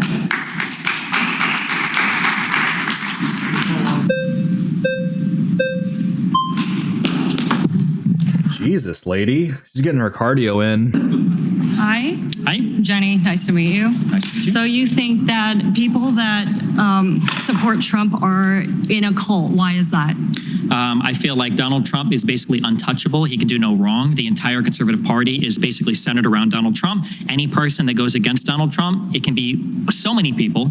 Everybody still looks at all of those people around him as being the fault and never Donald Trump. When Donald Trump was in office, it was because of the swamp. When people like Barr turned against him, it was because he was a rhino. When people like McCarthy didn't, carry his banner, it's because he's a rhino. People like it's this labeling of every single person around this as a bad guy is, oh, those people are rhinos and Trump is great and Trump can do no wrong, basically. This is just silly. I mean, there are some people out there who do kind of put him on a pedestal and worship him a little bit, where they talk about him like he's holier than thou and can do no wrong. I don't like that. But, all of the things that Stephen just mentioned there were things that existed before Trump was president and before Trump even had a political career. I mean, people have been complaining about the swamp and the political establishment and rhinos, all of those things throughout my entire life. I mean, so why, Trump is just the person who's kind of somewhat challenging those things. And that's the reason why people talk about him this way. This is just dumb. It's just dumb. I think that's false. I don't think Trump is a perfect human being. I think anybody out here that's voting for Trump knows that he is not innocent. No top businessman, no top politician got to the top without getting their hands dirty. I think what we're all voting for is based on his policies. I think he prioritizes the economy. I think he stands for women's rights, and that is something that's very, very important to me. Do you think that Trump likes women? Do you think he respects them at all? Yeah, Trump loves women. I don't know if he respects them. When we say Really? that people You don't think support, so? no. Why not? I think the types of statements the loan lady makes about women, I think, call that into question. But you said earlier that people support Trump because of his policies. I don't think that's true because I don't even know what policies of Trump that nobody even talks about them. Oh, really? He posted on his Twitter, he posted that of like 20 promises he's going to make to America. He's going to make trans women competing in women's sports illegal. I think that is something that needs to be said, that he does support women in that regard. Are these things are these like the most important issues to you? I think so. Does an issue have to be the most important issue for me to discuss it, Stephen? Okay. I am a woman after all. At least I know I am. You're competing in a lot of NCAA or whatever athletic events? I attended San Jose State. I graduated from there. You do realize that there is a transgender person that's on that volleyball team, and nobody on that team was told that there was a transgender woman on there? I didn't know this was the largest issue in the election for you. It just seems like a pretty minor thing altogether. I think women's rights in general is a big thing. It's just stupid. It's just a dumb point. I mean, like, a thing doesn't have to be the most important thing in order to discuss it. It's just dumb. Okay, but not the right to an abortion. Just another dumb debate bro antic.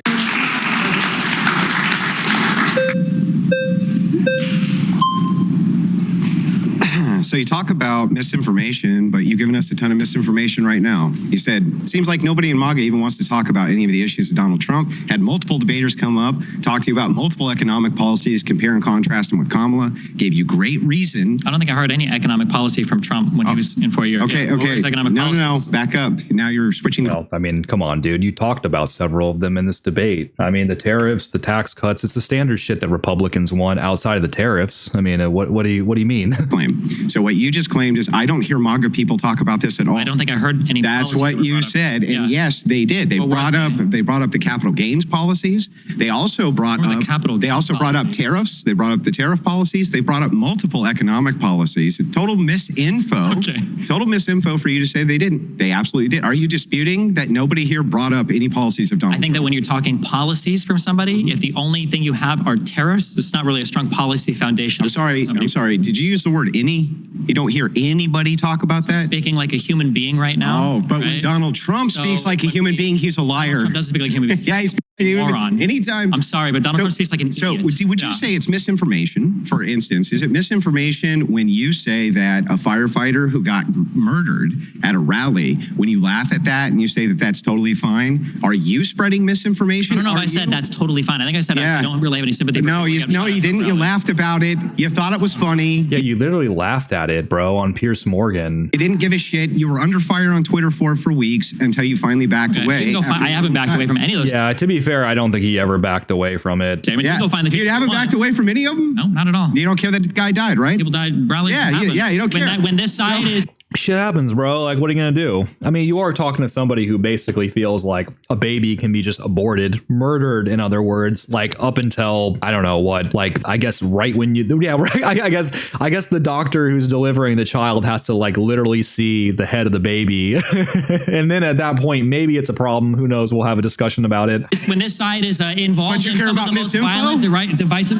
Here's a question. Care about misinfo? Here's a question. That has nothing to do with misinfo. Here's a question. Wait. Do you disavow any of the rhetoric about Paul Pelosi? Do you disavow any of the rhetoric about Paul Pelosi? Who cares? Maybe he does, maybe he doesn't. But again, like, why in the world would those two things be in any way analogous to one another? Paul Pelosi wasn't running for president. You know, Paul Pelosi is not a politician. His wife is a politician. Secondly, Paul Pelosi was not shot at. You know, Paul Pelosi made a recovery from an assault that he experienced in his home. And again, people were mainly making fun of the Paul Pelosi situation because the body cam was immediately released and it showed Paul Pelosi not wearing any pants. So all these, like, you know, rumors about a gay love triangle or whatnot came out of that. And again, like, obviously there's some of that stuff's immature, but that's really neither here nor there. Even if I made any outrageous claim possible, it has nothing to do with your claim, which is what we're talking about. We're talking about your claim. Stop switching. He doesn't, of course not. Stop switching the goalposts. He doesn't acknowledge what happened on January 6th. He doesn't acknowledge... And you're filibustering. What happened on January 6th? I acknowledge what happened, yeah. Yeah, Ashley Babbitt was murdered by an incompetent police officer. I acknowledge that. Yeah, that was wrong. FEMA right now because they're convinced that the federal government's going to take their houses. Stop spurging. You are, you just engage in all the time. You can say stop spurging over and over again. I'm not here to talk about my tweets, but if that's what you really want to talk about, you do it. I've tweeted crazier shit than that, I promise. Are you going to acknowledge? Yeah, he just talks over his debate opponent. That you said. He doesn't want to engage. He just doesn't want to engage with what Andrew's saying. Totally fine. You didn't care. You just said right now you don't care. You can look at all my How is it? Now, let me explain how it's... to do with misinformation. I'm going to explain explain how it's misinformation. Okay. Because don't you think that if you make claims like Donald Trump is un-American, Donald Trump doesn't like the Constitution, and then you have an assassin come, he tries to kill Donald J. Trump at a rally, another American dies.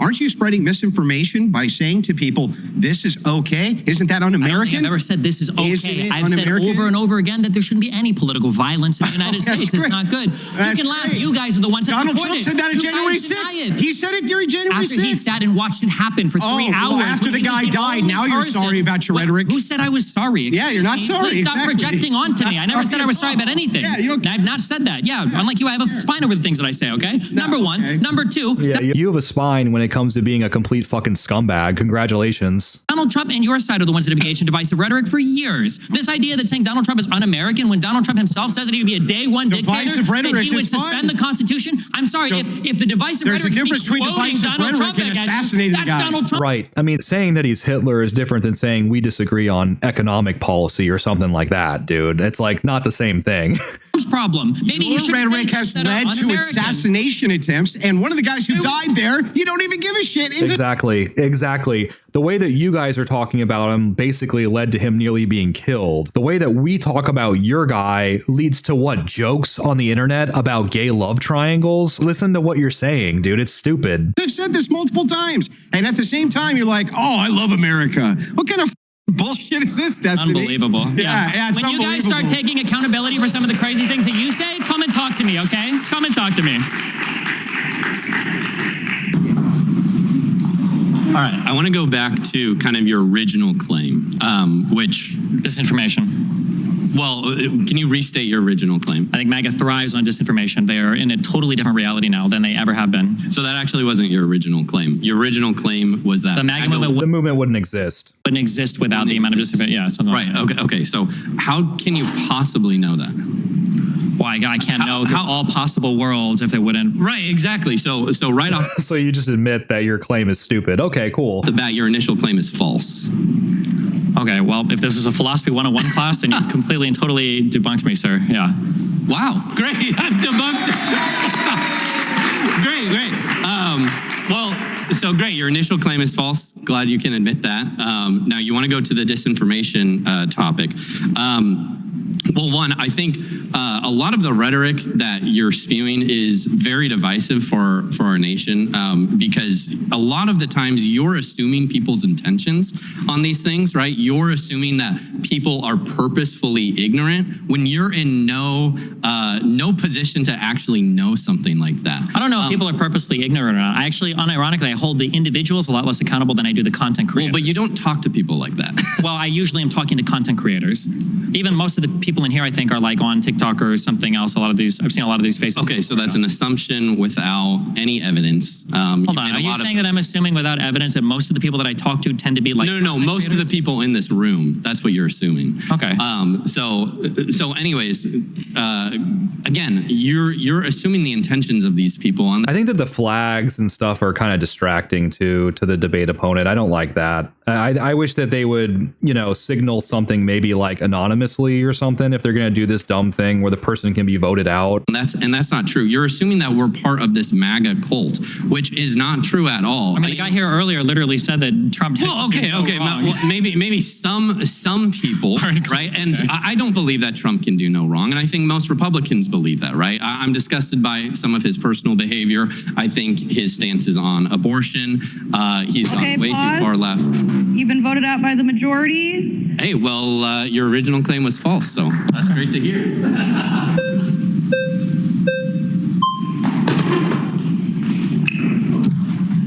So, you made the claim that MAGA wouldn't exist or Make America wouldn't exist without misinformation, misinformation. Obviously not a true statement. I think you just admitted that.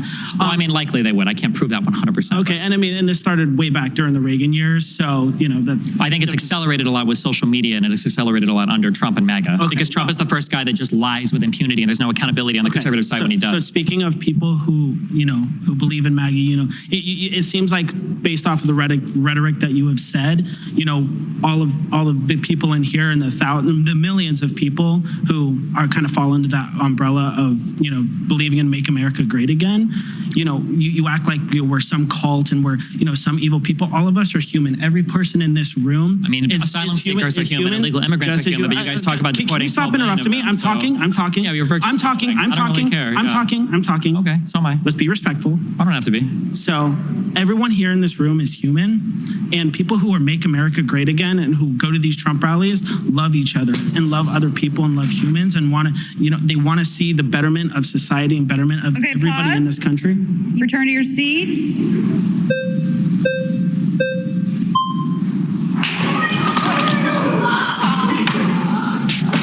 What's up, Stephen?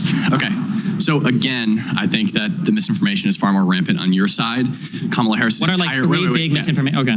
He's about to give you examples, bro. 2025. Huge misinformation. It's not Trump's What's plan. misinformation? Trump's Vance probably supports it. I think Trump broadly supports a lot of Trump Vance? Vance? Yeah, you can. But did he say that he supported it though? He supports a lot of He's things. his vice That doesn't mean he presidential supports the candidate. plan. Yeah, okay. Can VPs and presidents disagree with each other? I guess Pence and him disagree quite a bit. I guess. Great. That's fine. Okay, and there have been plenty of examples of this past, like McKinley and Roosevelt disagreed staunchly. Okay, so this is not rare. Project 2025 is Kamala Harris's primary talking point, and it is not Trump's agenda. Trump has his own agenda published on his website, Agenda 47. There are some overlaps there. He agrees with some things in that project, but not all of them. The primary one being, again, Kamala Harris's biggest talking point, which is that Trump is going to institute a national abortion ban, which he has publicly disavowed.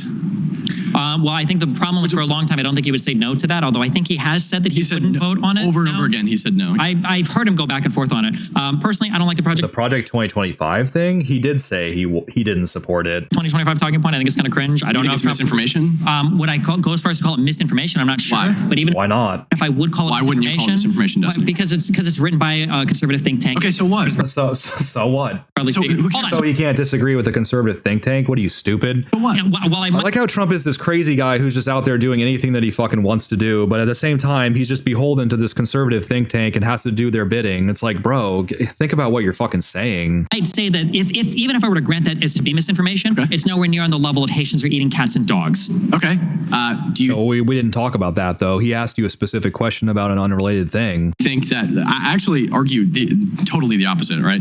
I think that it definitely is on that level, considering she's prescribing Trump's entire policy platform, trying to claim that Trump's entire policy platform is something that it isn't. And there are lots of things that Republicans disagree in that policy Donald platform, Trump, if he wanted, and it's a lie. And if Donald Trump wanted to fight against it, maybe he could just have a policy platform, and they just he does have a policy. Yeah, he did. It was called Agenda 25 or something like that. Platform. Agenda 47. It's on 47. Yeah, whatever. On his website. Yeah, I've read it. Yeah, he does. It's a joke. It's things like we're going to bring down the interest rates. He can't even do that That's as the same thing with president. Kamala Harris's policy platform. No, she can't bring Her down entire interest section rates. on housing is 4 paragraphs. Yeah, but she can't bring down interest rates. At the very least, there's some solid stuff there, even if I think it's a little bit too far. Sure, but are you saying there's no policy proposals at all? I'm saying that Donald Trump, when Donald Trump speaks, he doesn't talk. It's more fleshed out than her plan. No, I don't think so. Okay, her entire housing section is 4 paragraphs, and one of them I would hardly count as a paragraph. I think it's 1 paragraph. All right, Okay. Again, like Harris didn't talk about policy for something like 2 months, after she announced her run. Come on, bro. I mean, it's just silly. She didn't exactly run on policy. She ran on feelings. War time. It was 4 times better. All right. Yeah, this one was hard to listen to though, man. But I do feel like I did a pretty decent job of breaking down the talking points that you hear and that we all heard before the election, and some of the debate bro tactics that these guys would use. I mean, you even heard it from the guy at the end there. I might edit that part out, but the guy at the end there said he's a great debater. He's probably the best in this space. He's really not that good. It's just that you don't know better. I mean, I'm not trying to say that condescendingly, but it's just true. You just don't know the tactics and you don't know the talking points as well. When you actually listen to this stuff and you read into it and you look into the things that he's saying, most of what he's saying is just obviously objectively false. It's very, very silly. It was fun though. I'm gonna go ahead and wrap this one up.